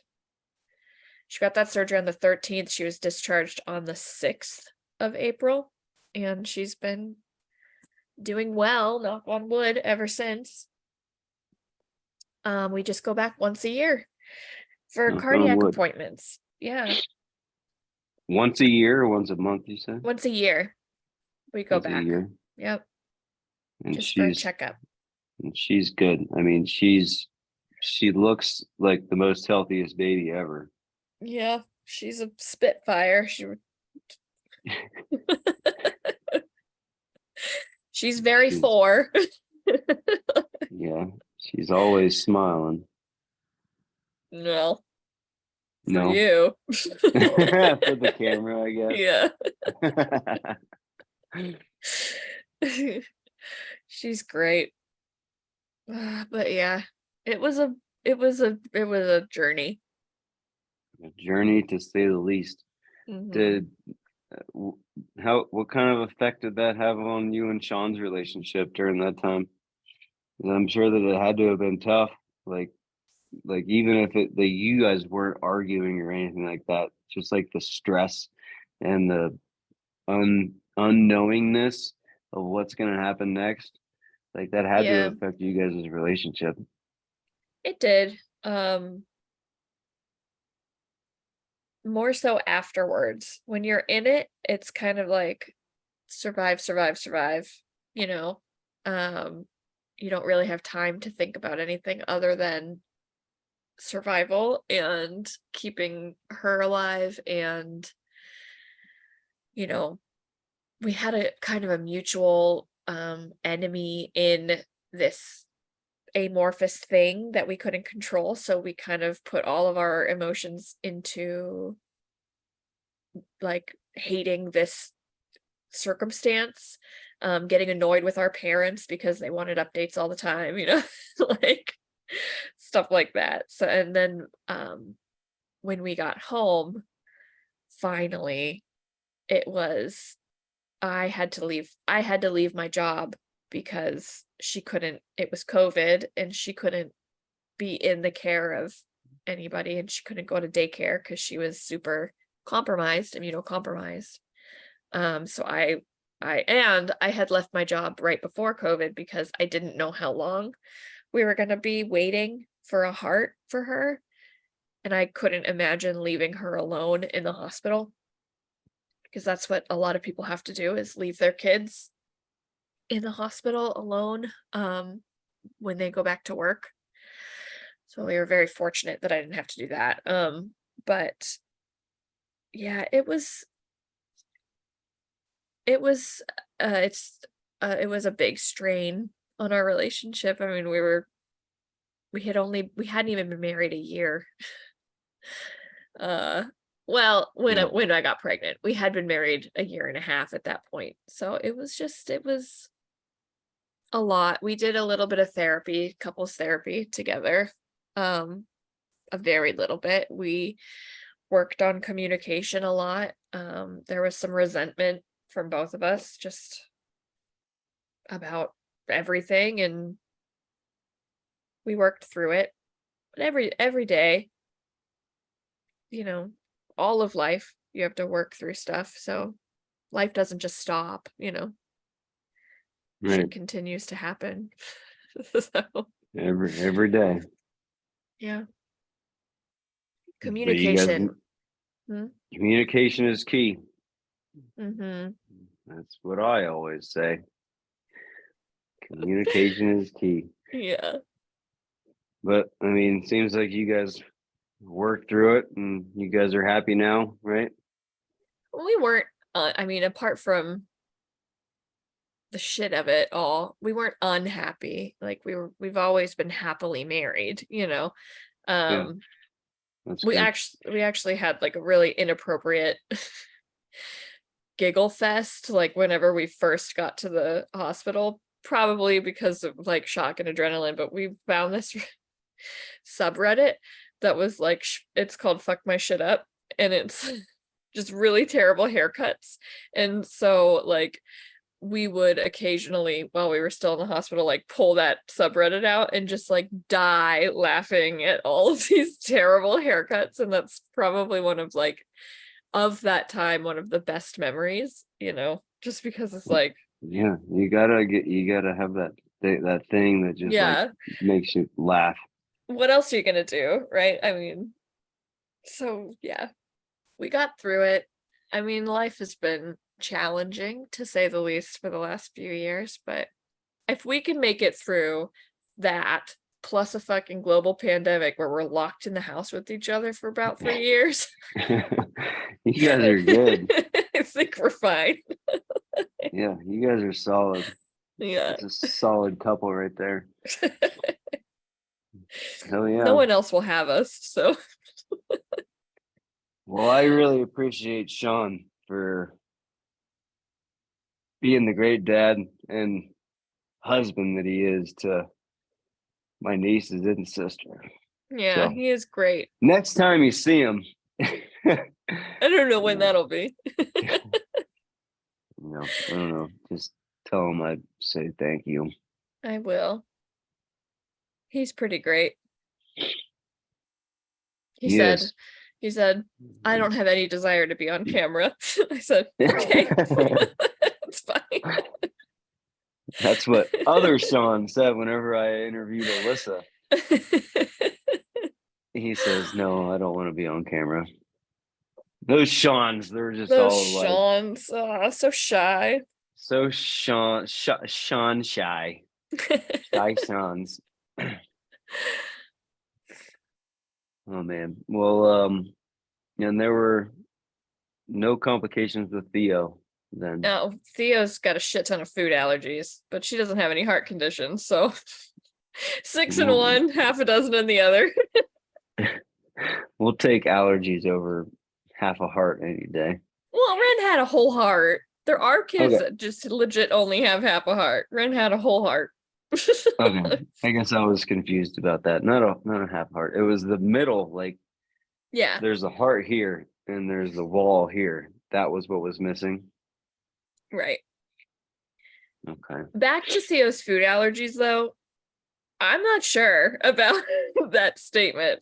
Food allergies are hard, fucking hard. She's allergic to milk, eggs, peas, peanuts, chickpeas, lentils, sunflower seeds, and avocado. That's 8 different foods. That means I can't make anything with dairy. I can't make anything with eggs. Do you know how much shit has eggs and dairy in it? Everything. It's like everything has got canola oil in it. Well, canola is made of soy, so that's okay. Don't worry, I know all of these things because I have to check all the fucking.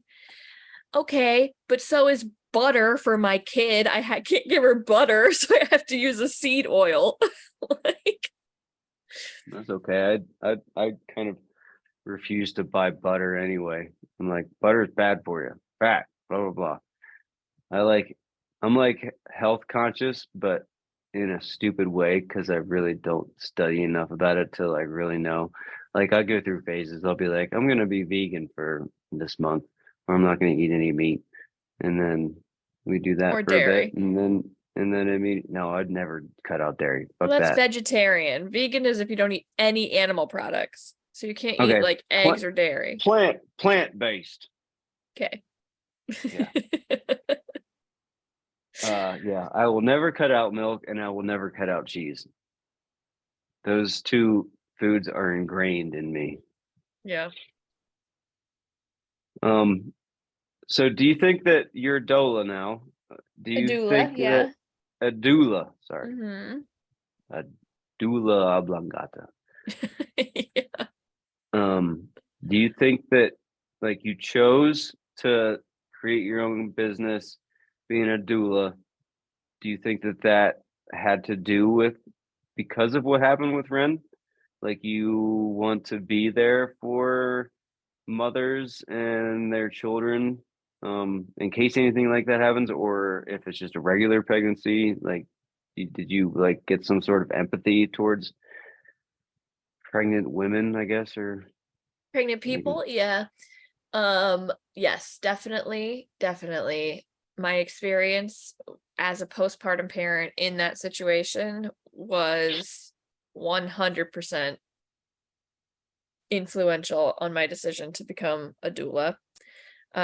Also the birth experience of with Wren versus my birth experience with Theo it was like night and day. So that was part of it too.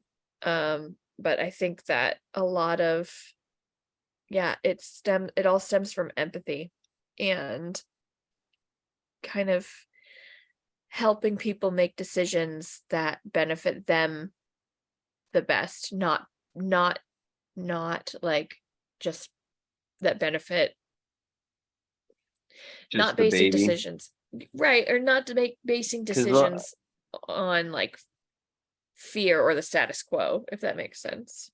yeah, because I think that maybe sometimes new parents especially will like they only care about the health of the baby, and then they don't take any time for self-care for themselves.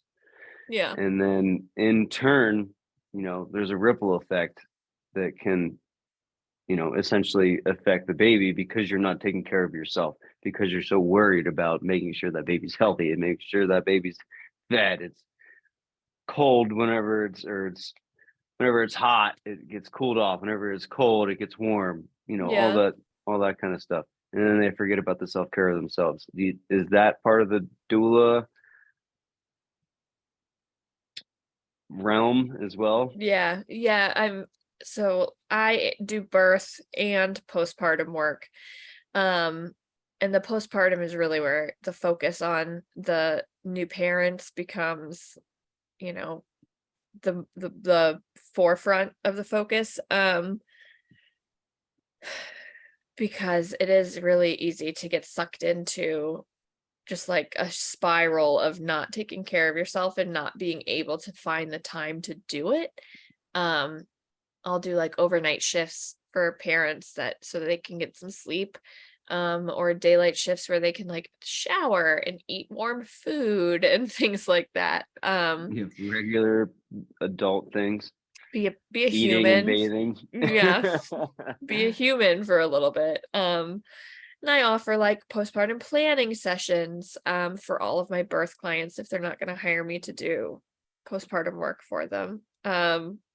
But yeah, it's just like we don't live in a society that's very friendly to new parents and kids, and we used to live in community with each other where there were always like people around to help out. And culturally, I think the United States is like the coldest to their new parents. Specifically, like maternity leave doesn't really exist here. It's around, but in almost every other developed nation, it's paid. And it's a year or more, Here it's unpaid 12 weeks. So, and that's it. And that's not like for everybody. A lot of people, the majority of people that don't have like jobs that are paying for it have to go back Yeah, to I was gonna work. say, and that's only if they have a job that offers that type of thing. Well, most places don't offer any paid leave. Um, they have to, over a certain amount, they have to allow you to hold your job for 12 weeks when you're on maternity leave. But a lot of people can't afford to take maternity leave because they are living already paycheck to paycheck. So they can't afford to take 12 weeks off. They have to go back after 2 or 4 or 6 or something like that. So yeah, that's why I started doing it. It's really important. I'm not saying that what I'm doing is really important, but the health Right. of parents is really important. I believe that as well as that is true. I believe that is true as well, because I mean, like I said, it's all a ripple effect. And if you are not able to take care of yourself as an adult while you have a newborn child or a growing child, that effect on you will affect that child in some sort of way, Yeah. whether it's now or whenever like they're older and I don't know, you resent them because you took care of them and didn't take care of yourself whenever they were a baby, and now all of a sudden they're older and you're like crippled because you didn't take care of yourself, and you're like, oh, it's your fault, baby. Oh boy. I Yeah. was trying to take care of you and didn't take care of myself. That kind of shit. You know what I Yeah. mean? Well, also burned out parents aren't getting to be the parents that they want to be. So if you're burned out, you can't pour from an empty cup. You're just like, there's only so much of yourself that you can give. So if you're Right. giving it all to other people and you're not filling your own cup, then that it runs out and you have nothing left to give to your kids. Fill your own cup, people. Yeah. Put on your Pour that oxygen shit in mask there. first. Yeah. Put on your oxygen mask and fill up your cup. Fill up your cup, buttercup. That's right. Okay.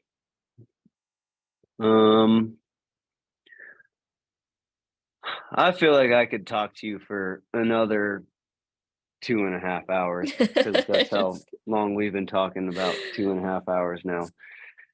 But Getting late. yeah, especially for you. It's 11 o'clock there now, isn't it? You're on the Mhm. East Coast. Oh, Yep. Mountain time. All right. Well, maybe we'll come back to this another time then. Part 2 where we can talk about doula stuff. Yeah, I'd love that. And I'm sure that there's a lot of people out there that would love that as well. Because if you don't know that that's an option and think that you got to do it yourself, or maybe even just think that like you can handle it yourself and don't want to ask for the help, maybe you can give some knowledge on that kind of stuff to persuade somebody in another way. Yeah. Hire doula. Period. That's my sales pitch. Period. Point and period. And hire my sister as your doula. If you're in the Pittsburgh area, you can hire me virtually. Right on. All right. Well, Logan, I love you. Thank you so much for coming on. This was everything that I expected and more. I knew that I was going to cry. I was crying whenever I was writing the stuff about me and Pat. So I knew that was going to happen. Love them. Thank you. It really means a lot to me for you to come on here and spill your beans. Well, I'm happy to do it. I love you too. This was fun. I love to talk about myself. I feel like I hate to talk about myself, but then all of a sudden it's like, oh, you want to hear something? Let me tell you.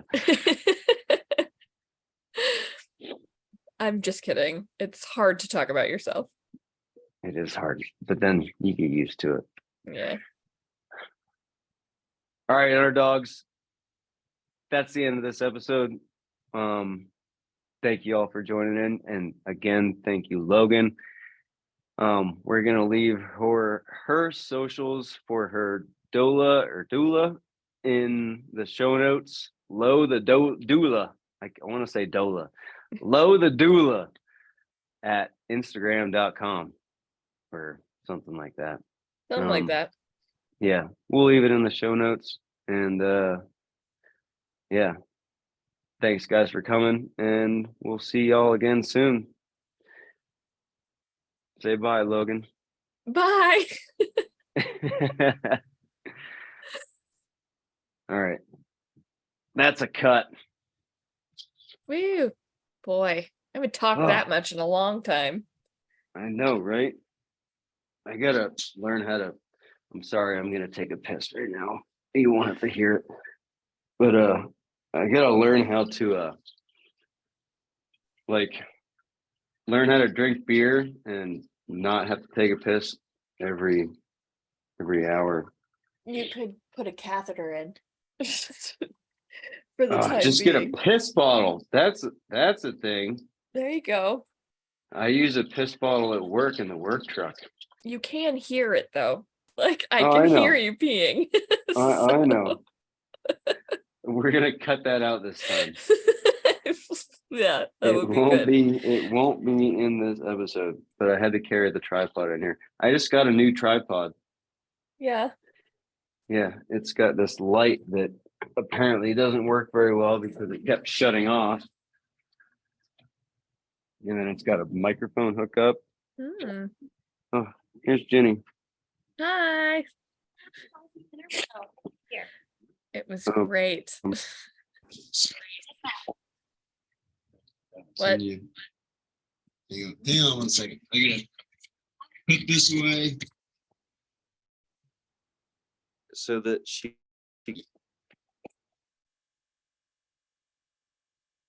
Now. Okay, speak real quick. Hi, Logan. Hi. Can you hear How was me? birthday weeks? Oh gosh, so tiring, but good. Good. Yeah. I I'm feel like it looked really fun. Yeah, it was fun. Next time, you guys, next summer, come here. You guys You'll can have come to to. the birthday party. I finally got an envelope for Wren's birthday card. Yay! So like what happened was I got Theo's birthday Are you card. yelling into her ears? No. No. I finally got I got Theo and Wren's birthday card at the same time. And then I got an envelope for Wren's card. But then because I had the big envelope for Theo's card with the book in it, and I was just going to put the card in there and then save the envelope for Wren's card. But then I did it wrong. So then it was just a card sitting here. So I had to go Well, get next time, next year, just put them all in one package. Just put Just it all in all in one one? package. No, Yeah. that totally Save on the makes sense postage. because you receive the mail and not her. Yeah. That makes a lot of sense. Yeah, Well, it's I nice can. that Theo, Wren, and Emma, their birthdays are all like in a 2-week period. Like they're just like 2 weeks apart. There you go. When's Emma's? So we've got everybody. When's Emma's birthday? August 7th. There you go. Yeah, Yeah. like you've got less than a month that you've got it all in there. It's just all the nieces. We're getting a new Perfect. niece. You are. Oh yeah.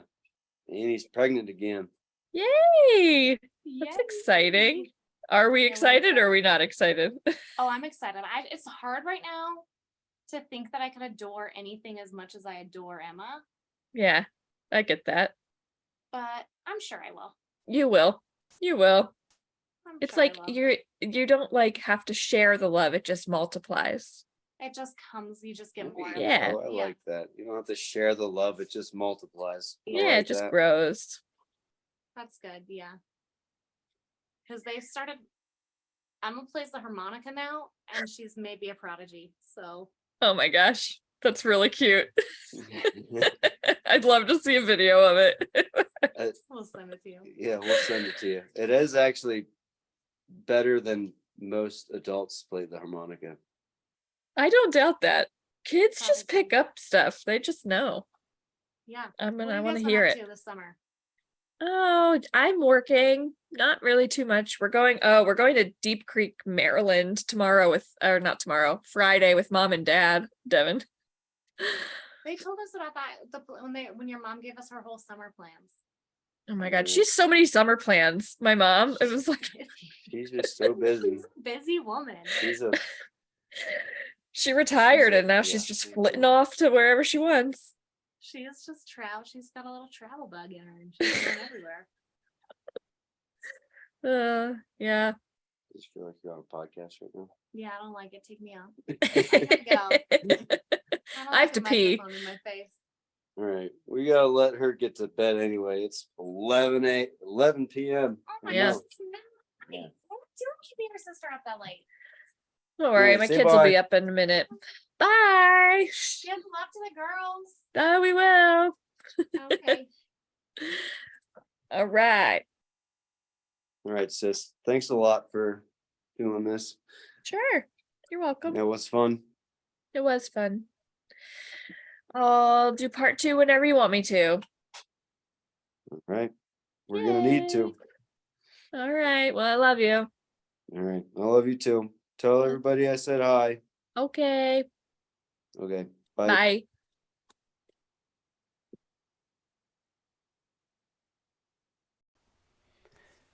Well, guys, that's the end of the show. Thank you so much for tuning in. I really want everyone's story to be heard. I want to hear your story. It's important so that we can all come together as a community and serve a common purpose, and that is to live a happy and prosperous life, I think. So please join us next time, and don't forget to hit that subscribe button so that you never miss out on another episode, and like and share with all of your friends and family. If you or you know of anybody that has an awesome story that needs to be told, and you have the courage to come on and tell it to the public and all the other underdogs. And all of my contact information and socials are going to be listed in the show notes, so please don't hesitate to get at me. I want to hear from all of you. That's it. I'll catch y'all next time. Dev Dog out.